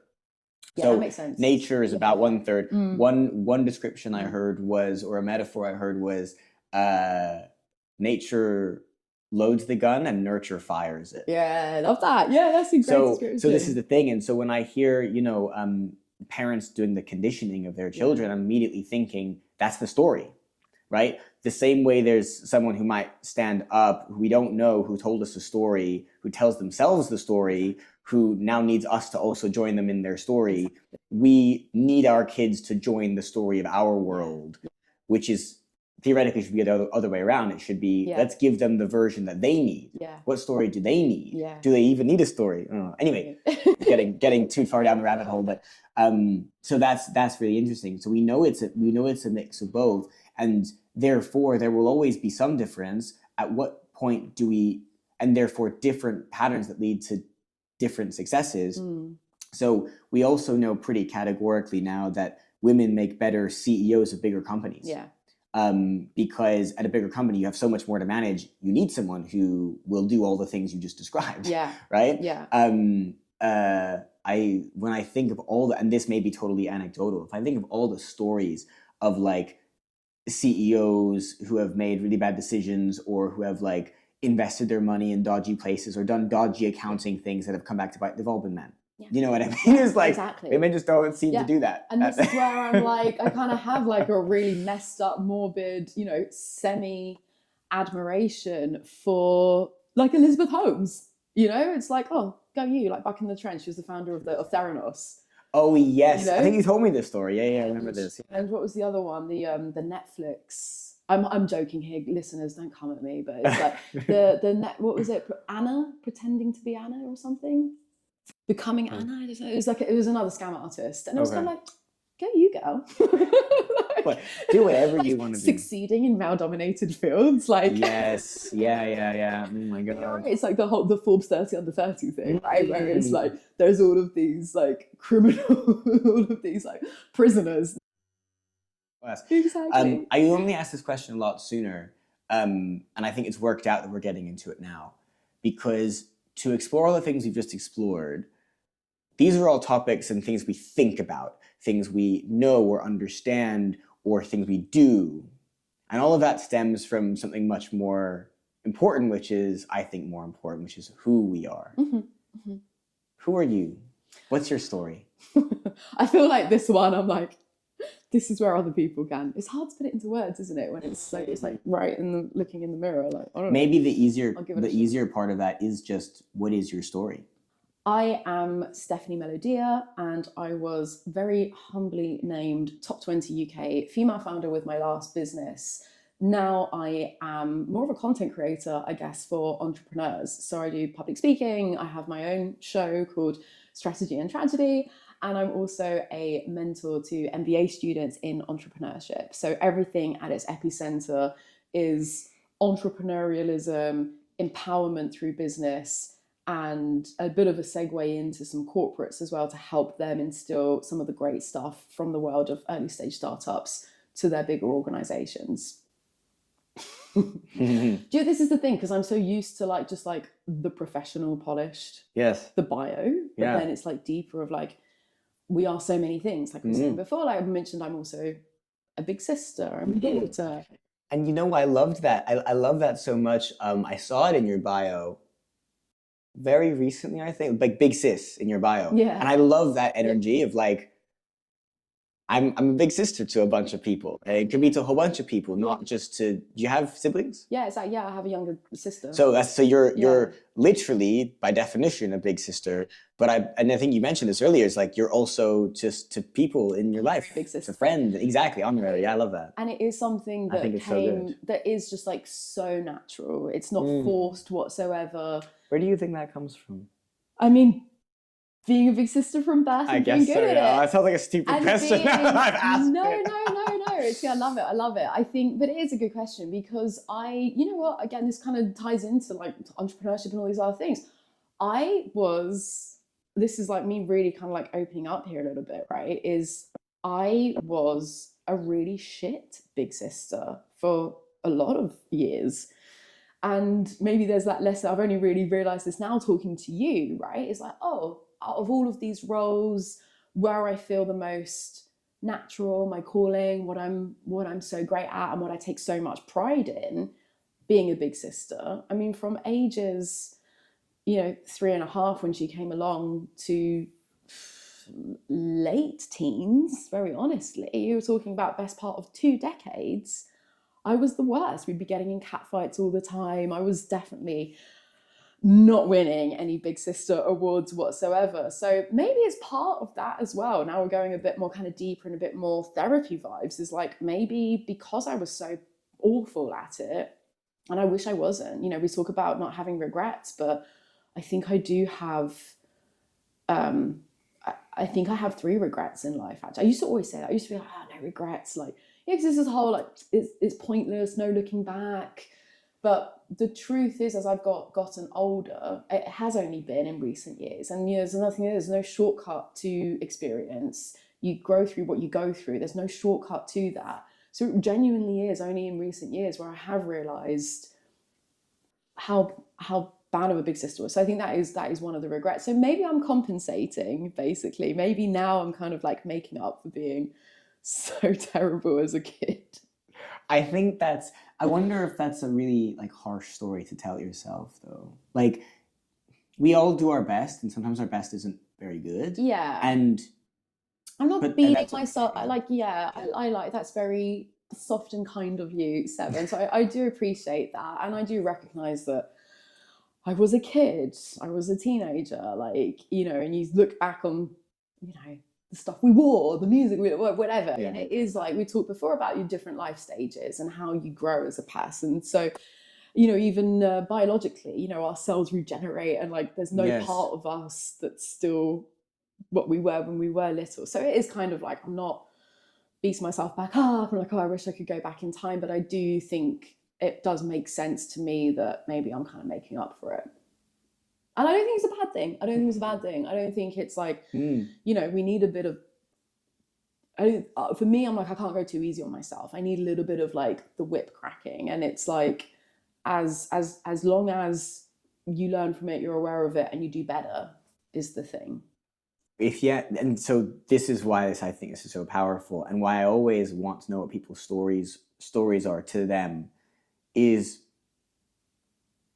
we have reflections on the past that lead to what we care about now. Yeah. So had you not thought that, you would very likely not be showing up in all the ways you show up now that you probably really appreciate. Right. Yeah, exactly that. So as much as I get that a lot, people being like, oh, don't be too hard on yourself and everything else. But if it's part of the process, if it's part of the learning and I think I do pride myself on having fairly good self-awareness. So that's what I think that's what it's about. Do you have any siblings, Seven? I don't. I'm an only child. That's the thing, is like, I didn't really realize this until I became an adult, whatever that means. That probably contributed a lot to my childhood loneliness. Yeah. There's a lot of people who have siblings report that, like, oh, it'd be so much easier if I was an only child. Right. I used to think. And a lot of only children report a lot of loneliness. Yeah. Everyone always wants what they don't have. If you've ever like imagined having a sibling, would they be brother, sister, older, younger? I always wanted a big sister, funny enough. That's so cute. I think, well, it's cute. I do think it's sweet, but it's like, if I were to hear that from a child now, I would think that was sweet. but I also know, I know, again, as an adult, knowing more about psychology, why. Okay, tell me. So I lost my mother when I was very young, and my father wasn't he wasn't a bad parent, but he's the kind of person who, the way I describe it, he was never meant to be a parent. He's not got the temperament or the maturity for it, is Right. kind of the Was best he way. young when he had you? No, he was 40. He just Okay. never, he was just, that was the way he was raised, unfortunately, to be a little bit spoiled. My family story is very funny because my grandmother worked incredibly hard at a time and a culture, because she's not, I mean, she's legally British now, but she was born in as Lebanese nomadic peoples in Nigeria. The Lebanon book. Yes, that's why you see. Yeah. So I'm half Lebanese. And that's why you see there's a couple of Lebanese. There's like a Lebanese cookbook back there. Exactly. That I got from her. Is this mum or dad's side? It's his dad's side. Uh-huh. And you know, strangely, so as a result, she worked incredibly hard. She built businesses and all these things at a very young age as well, and at a time, like, she's one of my biggest inspirations, very, very solidly, because if there's like an entrepreneurial gene, it comes in me, it comes from her. And she did it in a time where, you know, you talk about being in a room, you're the only woman in a room of, I don't know, let's say it's a boardroom, 12 people. She would be the only woman in a room of 3,000 people. Because we're talking the 60s. Sure. Instead of, you know, and somehow, or maybe because she didn't want her kids to have that, she was quite financially successful doing it and gave her kids the best she possibly could in a way that you hear very classically, and unfortunately left my dad feeling really spoiled. Right. And this is where, is it Jackie Chan who said that, like, his kids aren't going to get any of... Quite a few like rich and famous people have come out saying that. Shaq has said this a lot as well. I think what Shaq has done is he said, you're not going into my will unless you have a master's degree or something. Like, he wants them, prerequisite. He wants them to be on their own 2 feet before they're even in the will, so they don't get complacent, something like that. Exactly. And it's why I see it. But the ironic thing is, unfortunately, being so heavy on that, my family lost a lot of that money. So now, so I was born broke. And that's part, and you go, exactly, it's like, oh, it's like, it's a very quick growth, and that, what's the word? The story of like the peaks and troughs. Yeah, exactly. She worked very hard, and her husband and my father and a number of other family members lost it all very quickly. And she's still alive today, with a lot of disabilities because of how hard she worked. And it's a real source of regret, really, or almost shame, that I don't want to, like, I don't blame her for, but she blames herself for, which is why I'm like, talk about the harshness thing, because if only she made different decisions, X, Y, Z. And this is when I start to talk about the difference between if only and I get to. Yeah. I get to learn all these things about how to operate and show up, and I get some level of freedom, even though it's come at some other costs, as a result of that work she put in. And she does appreciate that, and I appreciate her, but sometimes it gets lost in the day-to-day of like they're not enjoying it. Anyway, how do we get into this? So this was my family life growing up. Basically, is like, I lived in a funny family where I basically was a single parent household. And I think the reason I wanted an older sister is because lack of the mother figure, and probably also partly an assumption, because for some of that I was living with my aunt. In my youth in LA, where I was born, I was living with my aunt, so my mom's sister. From, by the way, your dad's from Lebanon. Well, he was so this is very funny. He was technically born in the Gambia. Okay. They're Lebanese. My mom's side of the family, they're the American side. But go back a few generations, and they were Russian Jews who fled during the war. So yeah, this is one of the things you get in America. Is you get a lot of funny family trees. And it's funny as well. I'm noticing like how similar our colorings are, being so mixed, but like both kind of like pale but dark. This is the thing. It's like, if I'm in the sun, I will tan. I will go olive. Right. It's because it looks like this outside. it's very gray outside for people listening who can't see it. That I come across so pale. So I present as white, but I'm actually half Arab, and my white half is Jewish, and which is really interesting right now geopolitically, right? which has been a funny challenge. But anyway, so it left me in this funny family position where I was what's the word?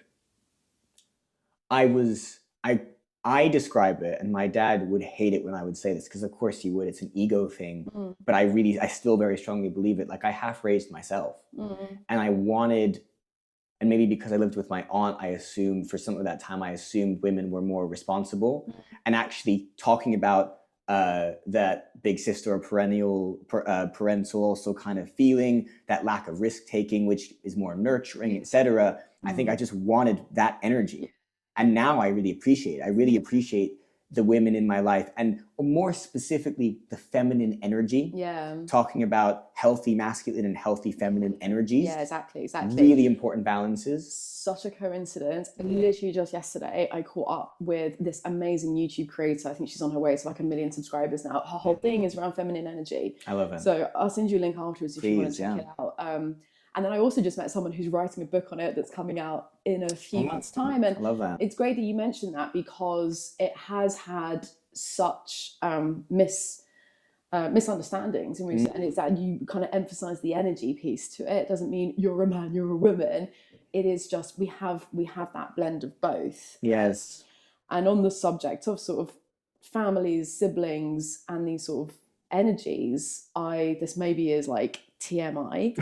This probably is like, yeah. Probably I asked the question, what's your story? No. So it's your floor. No, to do what you want with it. It's like a recent, just like a weird thought that it actually randomly popped into my head while I was in the gym. Honestly, even like a few months ago. Like, it's fairly recent. But basically, you saying about your kind of like, oh, if you could have a sibling, it would be a big sister. I used to kind of think like, oh, if I could have a different sibling, like what would I choose? And I used to think as a kid, big brother, just for like the protective, like big bro sort of. I didn't really think it through. It was just kind of like, oh, it'd be cool to, because we've just got a little sister, so it's just like, oh, it'd be cool to have a big bro.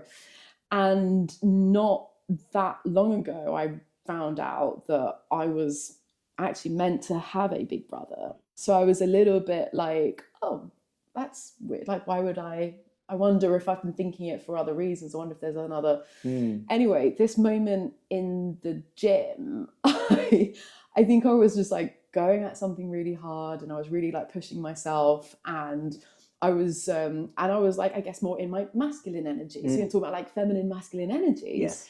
So I was very much in like this masculine energy. I was like, in my gym gear, had like, rock music on. I was doing something with like weights and stuff, like super manly. And yeah, this random thing popped into my mind. This could be a whole load of BS. Like, I haven't looked into it. I don't know, but it's just a random thought. I thought of the big brother that I didn't have. And this whole thing around like generational trauma and how stuff kind of gets carried through. And I'm the firstborn in the family, so being the first, you absorb, you take all this like DNA, and there's this stuff that kind of carries through. This thought popped in my head around, is there some of the big brother in me? Because I think I'm very girly, but I think I also have these masculine energies. And I think going back to what we're saying around confidence and risk tolerance, and me behaving, whilst I'm a woman, me behaving more as an ally and a big sister for other women, that was kind of like, oh, does that kind of make sense? Have I kind of like absorbed the guy who wasn't meant to be? And it was kind of, I don't know, it was just kind of like this thing that passed my mind. I mean, how do you interpret that, right? Because I know different people from different communities or different beliefs will interpret that in slightly different ways. So I'm not religious. Yeah. I don't go into like the deeper, like, oh, like, I don't know, like, but I guess it's more. You mean like the biological? Yeah, like more scientific, like more scientific of just, again, I haven't looked into this properly, but just, there are genetics, like we do inherit different things from our parents, and it's carried through those other generations. So I should look into it a little bit more to see if there is anything in it. But it was just this random thought while I was in that really and I think I just needed to like really pump myself up as well, because I was kind of like, be the man that you're not. I was like, oh wait, there was a man that should have. And the other thing, I think the reason why, and I'm going to bring this back into like a fun popular culture reference, the other thing that's true, I think the series of thoughts that led up to me kind of exploring this is watching Succession. Okay, so I don't watch TV, so you're gonna have to tell me what this is. I'm not sure what this is. Have you heard of it? The show? It sounds very briefly familiar, but I couldn't tell you what it is. Okay, so I'll fill you in and any listeners who aren't already familiar, though I'm sure there'll be a lot that's like, yeah, obviously we know Succession. Anyway, it's this fantastic TV show that's based on the Murdoch family, which is all around like the media, and it's this dynasty, and actually really great kind of story in terms of like entrepreneurship and building this empire. So the Rupert Murdoch of the show, the guy who started it, again, like came from nothing and built something, from scratch. And in the show, he's got 3 offspring. Oh no, it's 4. This is the whole thing. He's got 4 offspring. 3 of them are men. 1 of them's a woman. And the firstborn is actually from a different marriage. So and then the 3 are from a different one. So it's like 1 half brother, and it's pertinent to the story, right?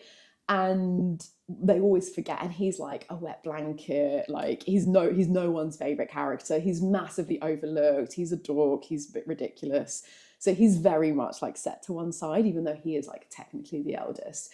Anyway, the whole premise of the show, it's like a few seasons, the whole thing, and the reason why it's called Succession is who's going to take over the empire, because the dad's on his way out, he's got illnesses and things, so it's always this like which of the offspring is it going to be? And so like episode after episode, it's like, is it him, is it her, is it him? Anyway, the writers, I think a lot of that, they want you to think that it's technically the second born but the firstborn boy of this trio. And this is the one that I root for. He's my favorite character. His name's Kendall, played by Jeremy Strong, who's also Capricorn, an amazing actor. He's fantastic. I love him. So he's my favorite. Don't come at me. So it's always kind of like, oh, it's gonna be Kendall, and it does kind of move about. Anyway, spoiler alert. Skip over the next bit if you want to watch it and you haven't seen the end of the show. It all culminates in this huge, like, dramatic ending, and skip this if you haven't already. Skip over. Spoiler alert. Kendall doesn't get it, and it's a horrible moment because he thinks he is. And the famous line that's quoted and like everywhere is him shouting, "I'm the eldest boy," and it's like his really weak, stupid like defense. It's basically his defense, and it's so stupid because it's like, who do you think you are? Like Henry VIII, like the Tudors, like what the fuck? And also it's like, it's not technically correct. And it's kind of like a jab at the one who's like, anyway. So it's become this whole kind of meme, this quote, and it's everywhere and it's doing the rounds. And people now have even put it on merch. And I have it, and because I love the show and Kendall, I have this cap that says on it, that's embroidered, "I am the eldest boy." I love that. So That's so good, because when you know the reference, when you know that's what it it's is. So when people so get it, good. if you know, you know. If you don't know, it's still kind of and funny. If you don't know, it's funny because it's like, I'm clearly not a boy. I've got short hair and stuff, but it's like, I'm the eldest boy. So really, again, going back to like really embodying and fully embracing this big sister role, the firstborn, the eldest. Like there's a whole thing around that. But it's also, again, going back, it also has that slightly like that, the kind of the dark, morbid connection as well of like, actually there should have been an eldest boy. And I'm kind of like, have I absorbed anything of that? That's really interesting. Sometimes I wonder, because when I ask the question who we are, I think I alluded to this earlier, but I've developed like 4 or 5 levels of this now. One of the, I'm not sure if I'd call it level 1, but one of the easiest levels is just, we are what other people think we are. It's that thing of like, you are. So you are what other people think you are, the way you show up, the unconscious things, the patterns, the habits, you just are the way you show up. Next level up, and something I really like to say, is we are our actions. Like we are what we do. We are what we do. So with the example you just gave of this character, is like, let's say someone's putting on a front, and then the emotional reaction is to lash out. That's what they actually thought. because they're not filtering themselves, which is why I love that as an example. Yeah. Another level up is, or maybe it's a level down even, is we are the way our brain is wired. So some people believe, and I don't personally fully agree with this, but there's something in it. We are the way our brain is wired, right? So if our brain is wired to do certain things, right? If your thoughts lead to your words, lead to your actions, lead to your habits, lead to your character. All starts from the thought. Well, it all starts from the thought. So it's the way you are the way your brain is wired. Yeah. The reason I caveat that is because what one of my guests on the show said to me is, he told me that the Australian Aborigines, they have a belief that we have two brains, or they like to say, they have a saying, we have two brains. The first brain is the gut, and the second brain is the brain up here in the head. So that we actually should, and the ordering is important. Therefore, we're leading with the gut, and the brain is backing that up with logic. I love that. It's very instinctive. I'm a huge proponent of gut instinct, and I think it's so powerful. Eastern traditions have us essentially having three. So Chinese culture, Tai Chi, Qigong will have three energy centers. We have three energy centers. The lower, middle, and upper danqian. And the lower and upper are essentially the gut and the brain. The middle is the heart.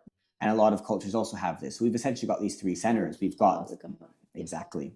So it's such a fantastic, you can there's a myriad of ways that anyone can answer that question. Yeah, exactly. It can go Which is why I love it. I know. And I'm just giving you the professional. And it may be all of the above.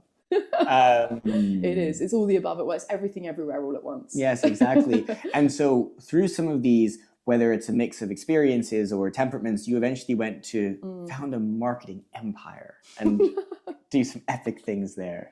Tell us about your marketing empire and the part I personally find most interesting, and I'm willing to bet you do too, from what I know about you, is what that teaches you about people.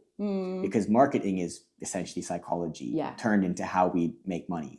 Kind of. Maybe is simplifying. Exactly. So much, no, and I totally, I'm loving every single question. You get me so excited with every single question. And the really lovely thing here as well with such a rich conversation with you, Seven, is there's all the linkages. Yes. I think our brains work in really similar ways, because I do this with my show as well, where guests will, I'll be linking back to this, and obviously the brain is fantastic at pattern matching. So I mentioned that because the answer to marketing, first and foremost, I believe that marketing needs to be rebranded. I don't think it should be called marketing anymore. I think it needs to be called consumer psychology or behavioral economics, or kind of a blend of that, or something catchier. Interesting. I've heard these words before, and they've just been meaningless to me until now. Right. Interesting. Because you remember, you've said it yourself. You said yourself, it's understanding people's psychology as marketing.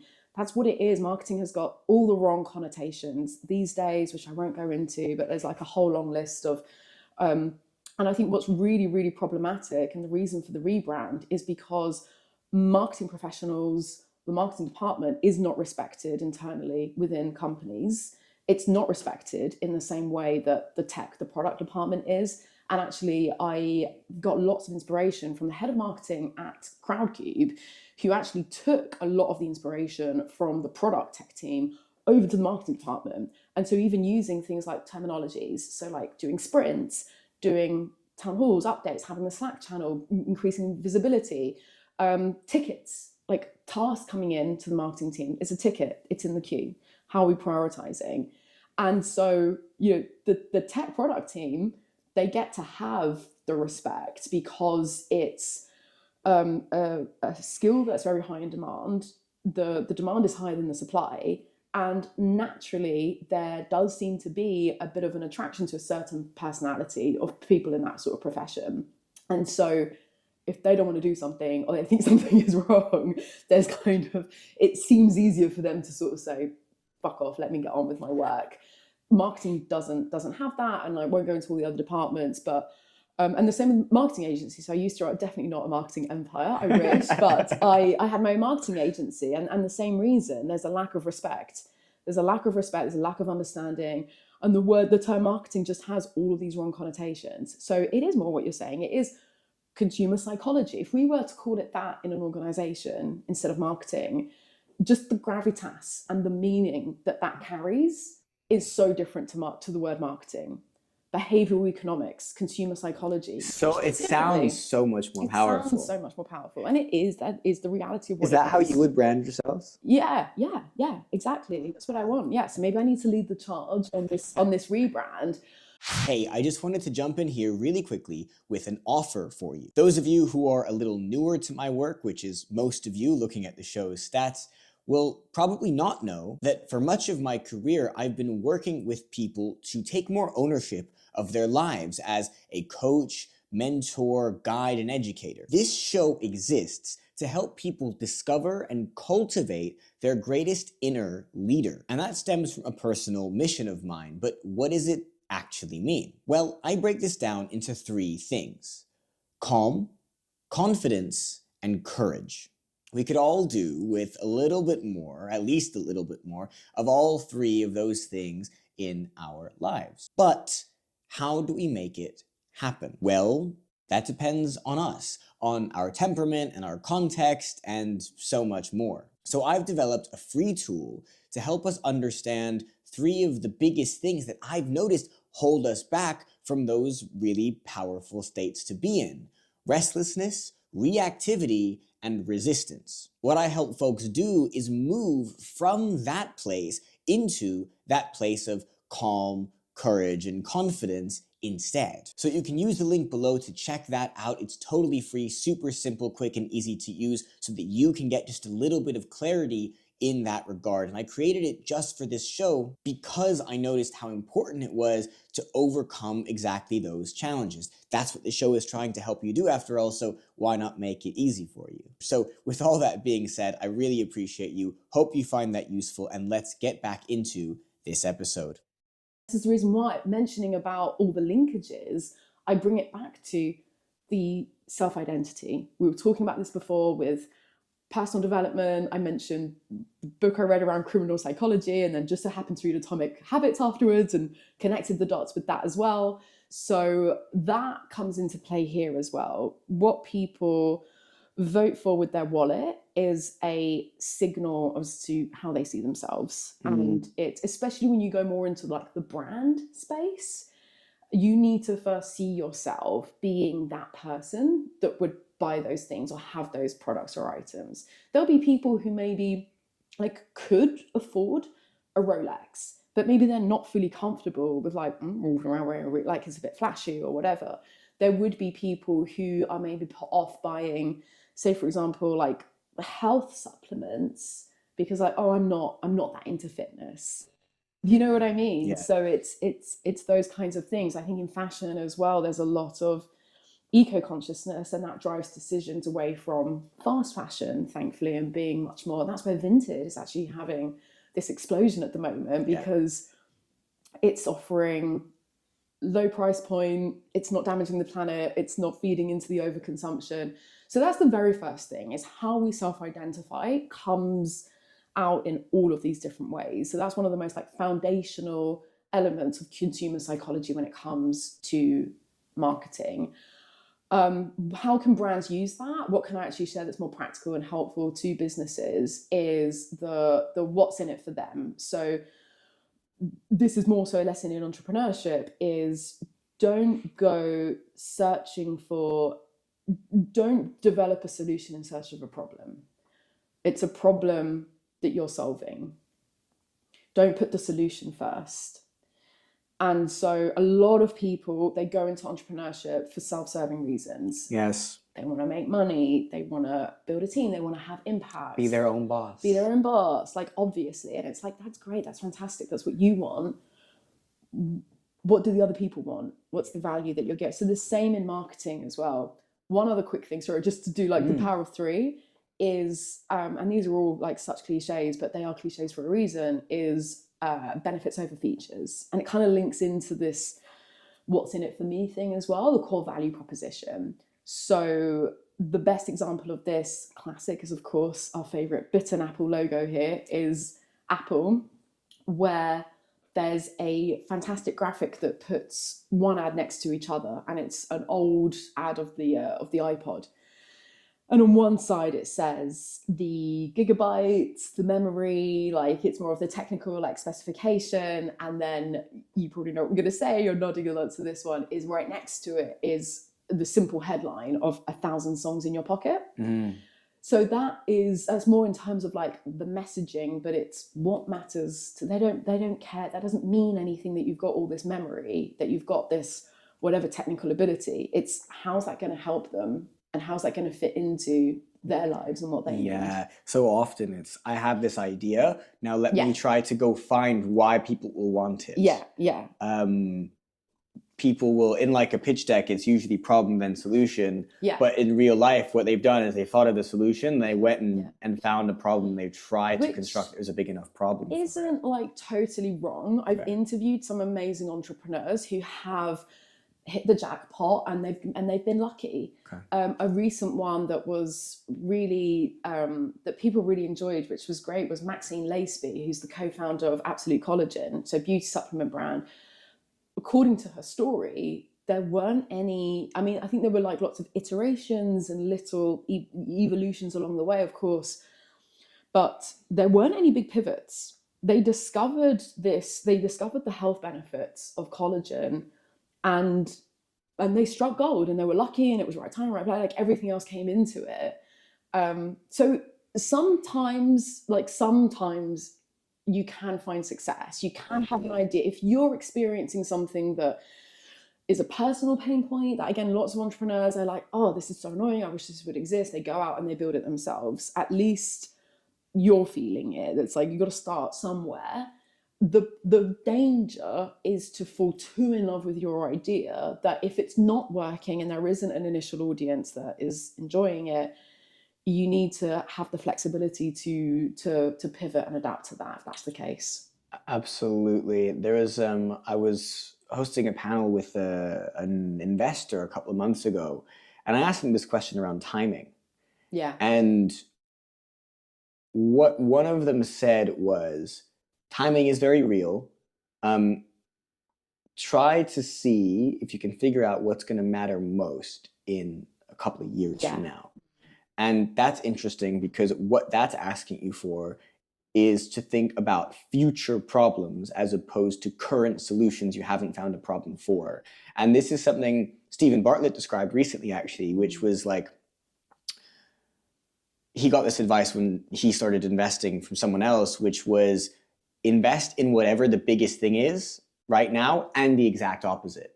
So for him, it's like, therefore it's like AI and the opposite, which is like, I don't know, retreats in the countryside, where AI is absolutely not gonna like replace that industry. That makes sense. And that's a future thing. So AI is becoming more of a thing now. It will be much bigger in a couple of years. So I need to almost project myself into the future. And I wonder sometimes how practical advice that actually is, because what if you're not on the cutting edge of what you think will happen in a couple of years? Does that like make you or your experience like unviable, or like, I don't know. This is honestly like all of your other questions I've got like so excited about and desperate to like share my views on this. This is one where I'm aware of my strengths and my weaknesses, and I don't think that being a futurist is a strength of mine. Interesting. And I know, again, self-fulfilling prophecy, if I'm saying it, I'm definitely not. So I think, and I wonder the same thing, because I don't have it, and being, knowing some VCs, they need to be more futurist than anyone else. They need to be so, because obviously they're playing the long game. They're making these investments they're not going to see a return on in 10 years, and if they're lucky. So they need to be there with their crystal ball and looking at predictions. And even now, actually really timely, again, having this conversation specifically this week, everyone this week seems to be doing the predictions for 2025. I don't know when this episode is coming out. And there are a few individuals who like, okay, they have got a bit of that soothsayer in them. And I'm looking at, so specifically like Gary Vaynerchuk, Scott Galloway do come to mind. I've got Scott Galloway's one tomorrow. And I'm really curious to not only, I'm really interested to hear their predictions, but the methodology to it, because I don't. It's like, how have you arrived at that? And it's part of being an investor. It's part of not only negotiating a good deal and getting a good price and everything else, but what's going to have that upside return? It's that methodology that's so important. I think it's where it's interesting to hear as a listener, the methodology. I think it's popular to make predictions that sometimes don't have methodology. So there's a really famous example, just before I move us on, about after '08, after the crash in '08, there was I don't remember his name or what he did or what, there was someone that came up with a prediction. Are you talking about The Big Short, the main guy who called it, the first guy? No, I'm talking, so this was someone tried to predict what would happen to America after the crash. Okay. So I think the crash had already happened. Right. And he was like, America's going to splinter into 6 different countries. Russia's going to look after this one. China's going to look after this one. These ones will be independent. It's like, it's stuff that to us is hilariously laughable. That sounds like almost doomsday-esque. And at the time, it was like the biggest clicked article in the country because it was capturing people's headline. It was capturing attention because it was so sensational. It was like clickbait before clickbait was quite a thing, and was about this whole predictions thing.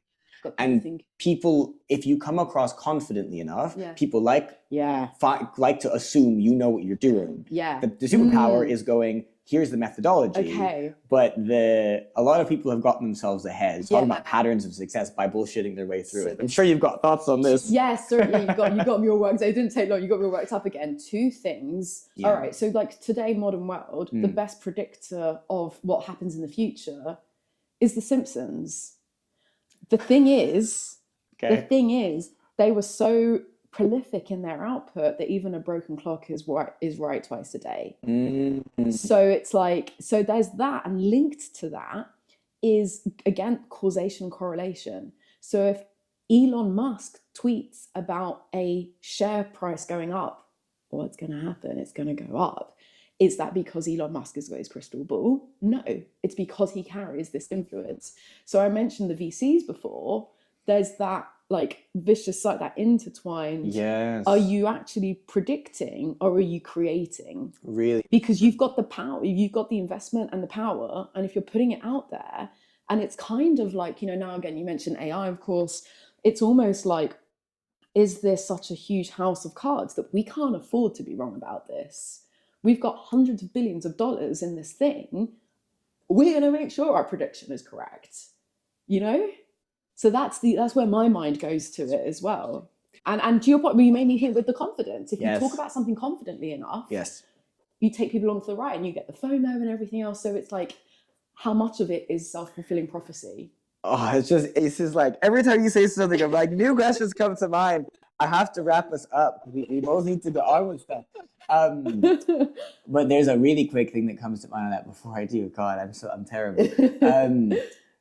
We're like feeding off each other. This guy comes off of something you said, I think before we started recording actually earlier, around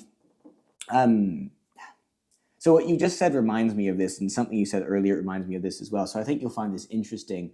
Have you heard this idea? Is this like economic concept of techno-feudalism? No. Have you heard this? So there's an economist, a very socialist economist from Greece named Yanis Varoufakis. He's gotten quite big in his circles. He's an economist / philosopher turned politician turned back into philosopher, kind of. Wow. And he outlines this idea of techno-feudalism, where he looks at history and he goes, we had feudalism, where the people with power owned the land, right? Lords owning the land, and the peasants worked the land, and the lords were the ones that had power. We moved into democracy, which has had many stages, but for a while was industrial revolution. The people who owned the businesses owned the world. Then we kind of moved into what we now consider as being a bit better, which is democracy. That democracy has led to the creation of these really big tech companies. And now we're getting techno-feudalism, where the people who own the land, but the land is now the platform, are the ones who have the power. So we're seeing, if Elon Musk wants to buy Twitter, that's more powerful than some governments. And it can be used to topple whole governments. I can't help myself, but another observation here is, who are all these powerful leaders? Men. Zuck, Musk, Gates. which is why I have this question. I asked you this before we started recording. We haven't had time to go into it. I don't know if we're going to have time, but I'm going to ask you, is VC good for the world? Because what's happened is, what we had for a long time was businesses existed to serve a community. Then in about the 70s, the economic model changed to being businesses exist to serve the shareholders. Yeah. And that has been taken to its logical extreme, which is this kind of techno-feudalism thing, which is so much bigger than any one government could possibly be. And now this has led us to a place where we've got like 5 big tech companies that own almost everything. I wonder if at some point anti-competition laws need to break in, because any company that tries to get as big as one of those 5 gets bought by one of them. Too much power. And they become these monoliths. So all of this to say is, and they're all VC backed. And the way VC works, that makes sense too. And I just sometimes wonder, does that mean these things are actually good for the world? Without sounding like anti-business and anti-socialist. Because that's part of the talking about family, that's part of what I came from, is like business is the enemy. That's the kind of family I was in. Exactly. And really began to believe that we can change our corner of the world if we make some money, and the best way to do that is through business. But anything can be taken to its logical extreme. I think that it's a model that makes the rich richer. Interesting. In a sentence. I think that there are some really great firms that I know personally, who I'm associated with, who are marrying the impact and the capital.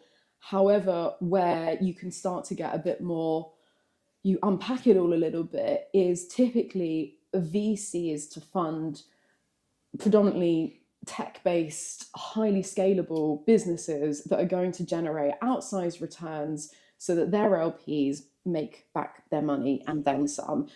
Where we start to unpack things a little bit more is, again, I do keep bringing the gender inequality into the equation, is that there is an inequity as well in the STEM careers, in subjects at school between the boys and girls. So and it kind of spills over into finance. So it is getting better. It is changing. There are female founder-only funds, which are fantastic, and they're empowering women, and that's great.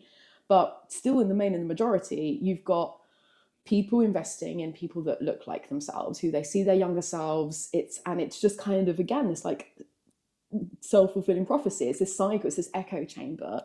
So yes, I think now it's easier to have this conversation now that we have got these huge tech giants. A few years ago, it was like, oh, exciting. Like, everyone wanted a piece of Silicon Valley, and everyone was like, oh my God, imagine if we were like Mark Zuckerberg in the dormitory and stuff. But it's like, now there's been a lot of people that have fallen out of love with VCs. It doesn't feel that much of a hot take anymore for me to say this, right? It's like, we had all this hot air, we had the WeWork crash and burn, and we've got this concept of end-shitification of big tech. You haven't seen this fantastic YouTube video by, his handle is Mr. Who's the Boss. He's got this great video. I think the title of it is something more like The Internet is Broken or whatever. But it talks about this concept of the end-shitification of big tech. And so this is the other part of the problem I want to talk about a little bit here as well, is besides the rich getting richer and the societal issues around the gender inequities, is also the unsustainable, illogical business models that a lot of these high growth VC-backed businesses have been kind of pushed into, which is basically not having sensible monetization models from the get-go. So we had these businesses, so you've got the Ubers of the world, like that's kind of the classic example with the gentrification case. We had this idea of growth at all costs and just gain market share, and we'll worry about how we're going to make money afterwards. If we've got a bunch of users, then like we're winning. Like, we're going to succeed one way or another. What has now had to happen is they've had to backpedal.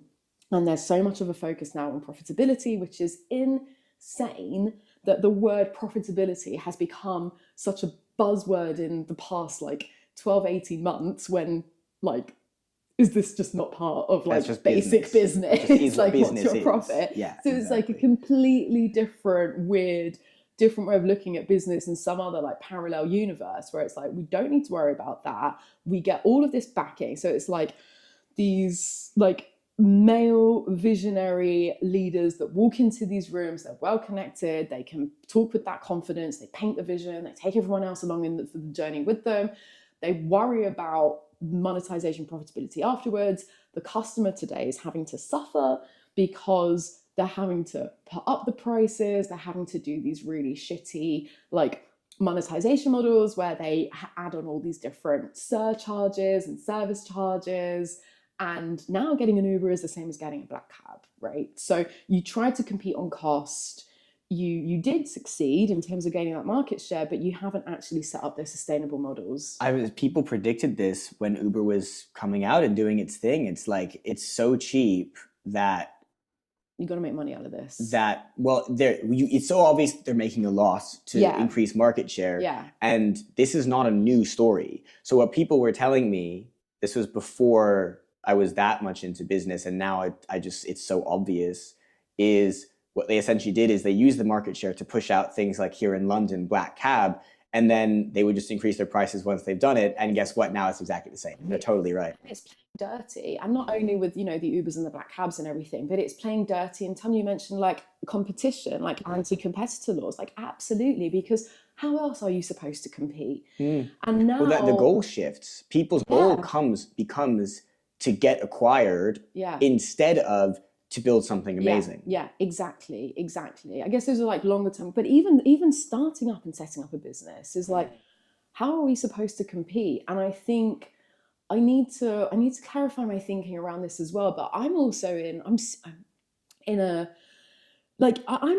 tight spot with something as well at the moment, because one of my roles is mentoring MBA students in entrepreneurship, and it's with this fantastic program where you do actually start and launch and scale a business alongside the program. So you don't study something for 2 years and then we pat you on your back and wish you the best. You're doing it alongside it. And so I'm mentoring with that, and it's like entrepreneurship is hard enough as it is. There are so many challenges. People don't realize how hard it is, hence my show, Strategy and Tragedy.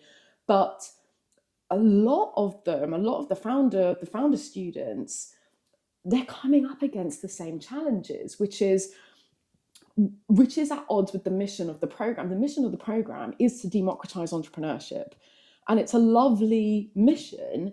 But the reality where all of my founders are honestly having to pay the Zuck tax, which is, how are you supposed to market yourself or build a business without putting your money into one of those big tech companies? So this is where it all starts to get a bit more cyclical and interconnected, right? Where those companies started off with like Mark Zuckerberg in his dorm as an entrepreneur building something. The internet gave us access and gave us the opportunity to do that.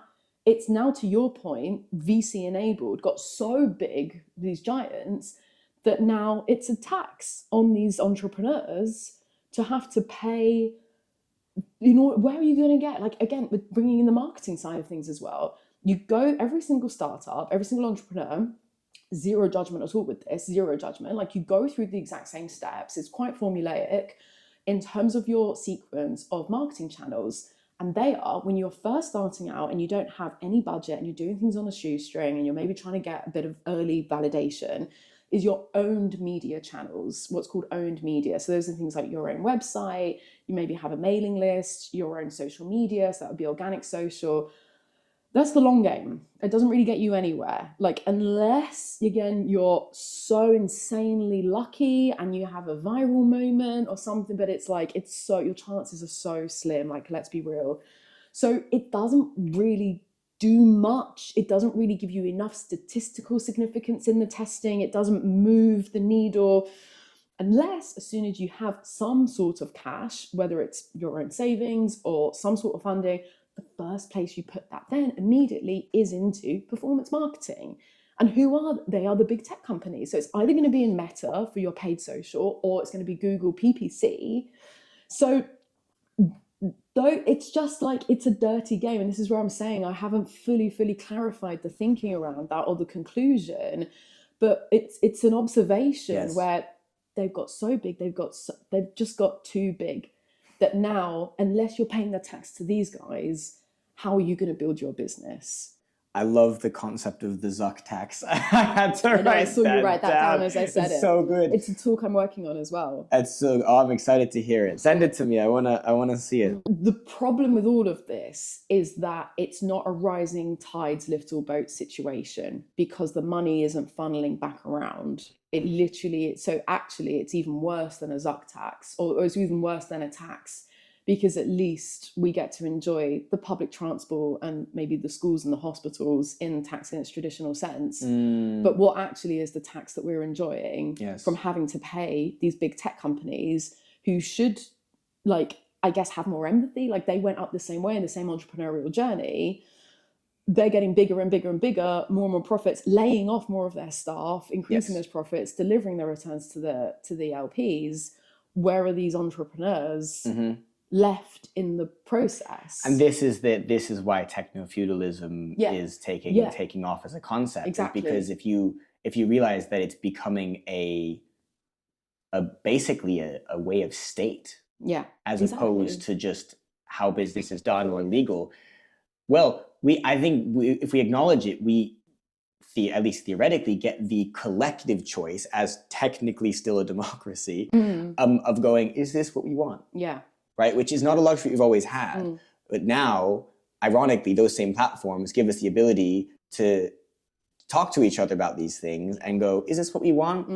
What will happen? We don't know, but that's why it's such an interesting conversation to have. There's something you mentioned in there that I really want to touch on before we end off, which is a real strength of yours is to identify when something is a strength of yours, right? It's that self-awareness piece, like you said. Identifying our strengths, I do think, is a strength, or maybe there's something else that leads to that, right? It's like that self-awareness is a strength, exactly.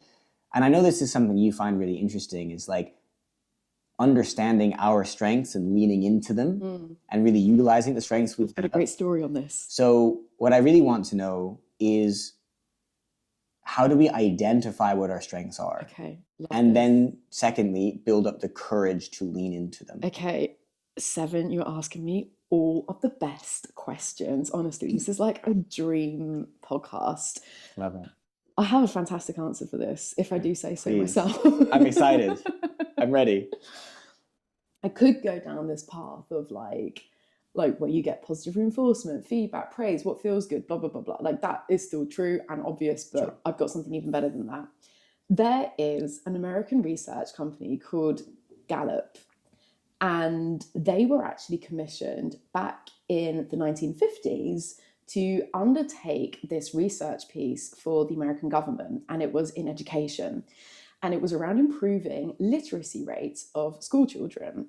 And what they did was they implemented this little trick. I don't know exactly what they did, but they implemented some sort of tip, a new education style to help improve the reading speeds, in particular, of students, young kind of school children. And what they discovered after this experiment was that what they had done worked. Whatever it was that they implemented, they were like, oh, great, it improved. Like, everyone that they were not expecting to find was that 2 very different cohorts emerged from this experiment. One was a group of students who naturally were bookworms and were voracious readers. And then you had the other kids who may today be diagnosed with ADHD or just more energetic or couldn't focus as much. They just weren't as into like sitting down with a book and reading. And what they saw was the literacy rates of this former group of let's call them the ADHDers, the ones who are not into reading. Let's say their average reading speed before this test was, let's say, like 30 words per minute. So afterwards, it jumped up to 50 words per minute. The former group of the bookworms, who naturally just had this like insatiable desire to learn, to read, they loved it, give me more, their baseline reading speed was, I don't quote exactly on this, but let's say it was like already at 60 words per minute. It jumped up exponentially to like 200 words per minute. It was like an insane jump. So they made that observation. They weren't expecting to uncover this. And that basically has formed the basis for what they now have today, which is called the Clifton Strengths Assessment. Now, I'm not on commission, but it is an amazing assessment that I've done myself. If anyone's curious, I would highly recommend doing it with a certified coach alongside it. So today they have this thing called the Clifton Strengths Assessment. And based on this 1950s research they did in America, the whole idea is that instead of correcting your weaknesses or your mistakes or trying to like, be someone that you're not, but if you're not that interested, if it's not happening, instead of doing that, which is kind of what we're taught to do at school, we get questions wrong, we come home, we bring it with all the red, crosses through it, like, oh, okay. This is in fact looking at what are your natural strengths and double down on those. So this Clifton Strengths Assessment is a very practical tip for anyone to do it, and it is like it's not like a BuzzFeed quiz. It is a paid for, you need to carve out a good 30 to 45 minutes to go through it, answer it properly. And the report that this spits out is insane. It's mind-blowing. This, for me anyway, at least, this thing knows me better than my own mother. And it was like a real, like, reading. It was like more than looking into a mirror. It was like, wow. And I think we touched before also on the validation of labels. And like, if you do have imposter syndrome, or again, what was the example we use, whatever it is that you have, it can be so validating. In this instance here as well, it's hard to put into words exactly, because we are who we are all the time. We're always with us. We don't notice that. It's just like, oh, it's just who I am, right? Whereas this, it just puts into black and white, into words, into language, things that you do know about yourself, but you wouldn't necessarily express or call it out, or you maybe think everyone else kind of has the same thing. So that one I highly recommend, 10 out of 10, would recommend to a friend. That's a great way to really get a next level clarity on what you're good at and where you can and what you can double down onto. Okay, I love it. Check it out. Steph, this has been a very energizing conversation for me. I think I really needed it as well, because coming to the end of the year, making this big pivot, these things take a while, and I'm like, having great conversations just gives me so much energy. So I appreciate it, and I appreciate you. I have a closing question I ask everyone that comes on the show, and it's one of these deep personal questions. So get ready. Brace yourself. Get ready. It's the same question. Everyone gets the same question. And this doesn't have to be about business or anything we've talked about. It can be about whatever. Okay. The show is called Lost and Searching.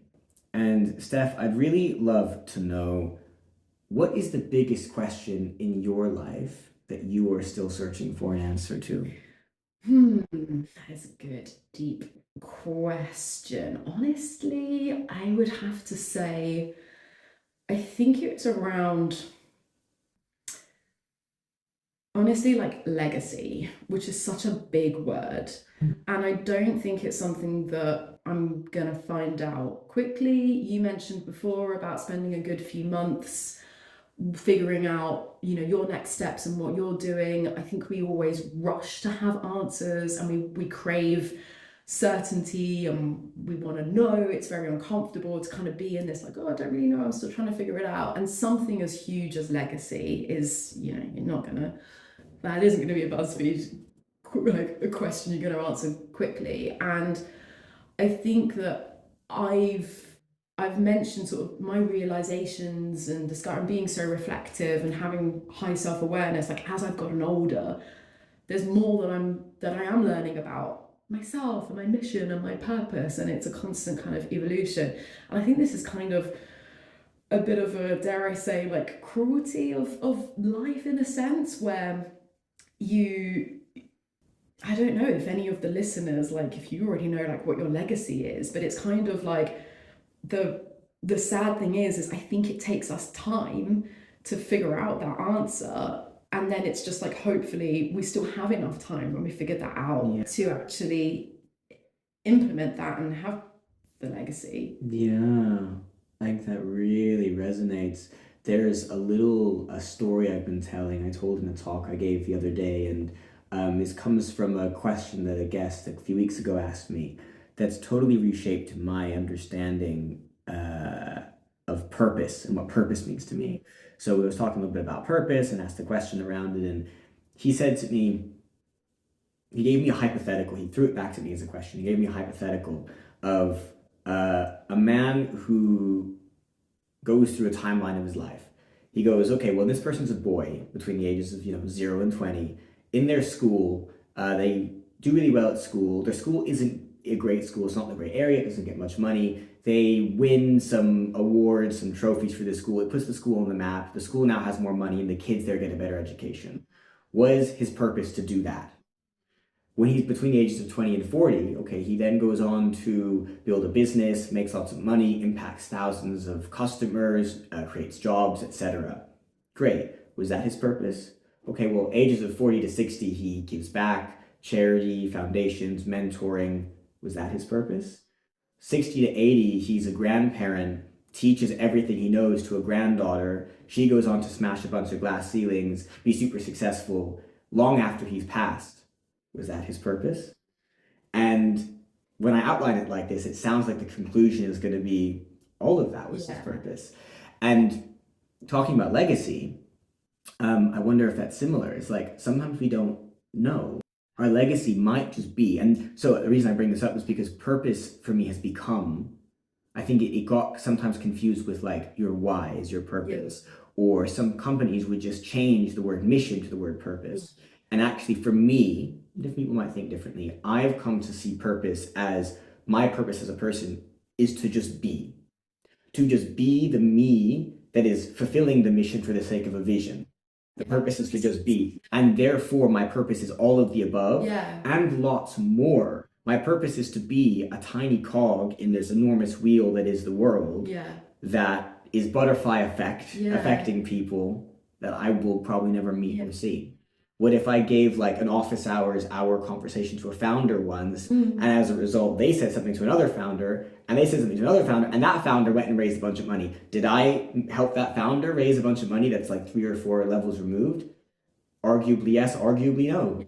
But it was part of the purpose, which is to just be. And I wonder if legacy is the same. Long after any of us are gone, we will have left a legacy. I do think there's something powerful in what you're saying of, if we can think about it consciously, we get to go, so what do I want? How do I want to show up? And that's a super powerful question as well. Yeah, and I think there's a grandiosity to the word. Can feel very overwhelming and like, oh, it's your legacy. And it's like, we don't chat. It's like, oh, did you like think about your legacy today? We don't really like talk about it. We don't really think about it. It's such a, as I say, it's such a grandiose term. And a part of that is like, oh, does it need to be this like huge thing? And there are these arguments. I love that story that you outline of those different life stages, because if you can, if you can help one person, if you can start at home, then that's still brilliant. But I think the grandeur of the term leads the thinking into like, oh, what's this like huge big thing, this huge impact? So I think that's where it starts to get like, just like too big and overwhelming, and how am I going to arrive at this answer? But you're right with, I've lost my train of thought again here. It's just, I think it's just somewhere in the middle. Oh, I think it is the balance of entertaining these big notions, not being scared of them, getting the opportunity to, by asking those bigger questions, trying to move towards living a life by design, not by default. Love that. To start making more of those conscious choices. But then we still have our day to day, and we still, so again, it's like we still need to do what we can when we can. But I love what you said. It makes total sense. With your purpose is to be you, and it's to fulfill whichever mission it is that you choose. Yeah. I love that so much. Steph, it's been like 3 hours. And I've loved every minute of it. Same. I really appreciate you. I appreciate the way that you're trying to almost make really hard to access people more accessible to more people through the show that you run, because a lot of people you bring on are people that I know from experience not everyone gets to speak to and hear from. But also the way and also the way you've turned that and formulated that into so many really clear, practical, and energizing thoughts on so many different things that so many of us could take away. I've learned a lot. I feel really energized. I appreciate that. So I appreciate you. Thank you so much for being here with us today. Thank you, Seven. Right back at you. Alrighty, everyone. Thank you so much for joining us for this episode. I hope you found it valuable. We've reached a number of really important milestones on this show already. It's only been a couple of months, but I'm so grateful to those of you who not only subscribe, but also who listen this far along, who leave the comments on posts, or who give me really powerful, beautiful messages in response. It's been a humbling journey, and there is so much more to come. If there's something about this episode and the question that we answered, or any of the learnings that you took away that you want to make sure someone else you know understands themselves, then please do share this episode with them, along with your reflections, teaching other people something that you learned, passing the information on, or even just writing it down for yourself. All help you retain the answers to this, and any inspiration it gave you even more. That's the purpose of all this, is to give you as much positive, powerful, impactful results as possible on your journey to developing your own inner leader from so many different dimensions, not just the one we've talked about today. So thank you so much for being here, sending lots of love, and here's to your success.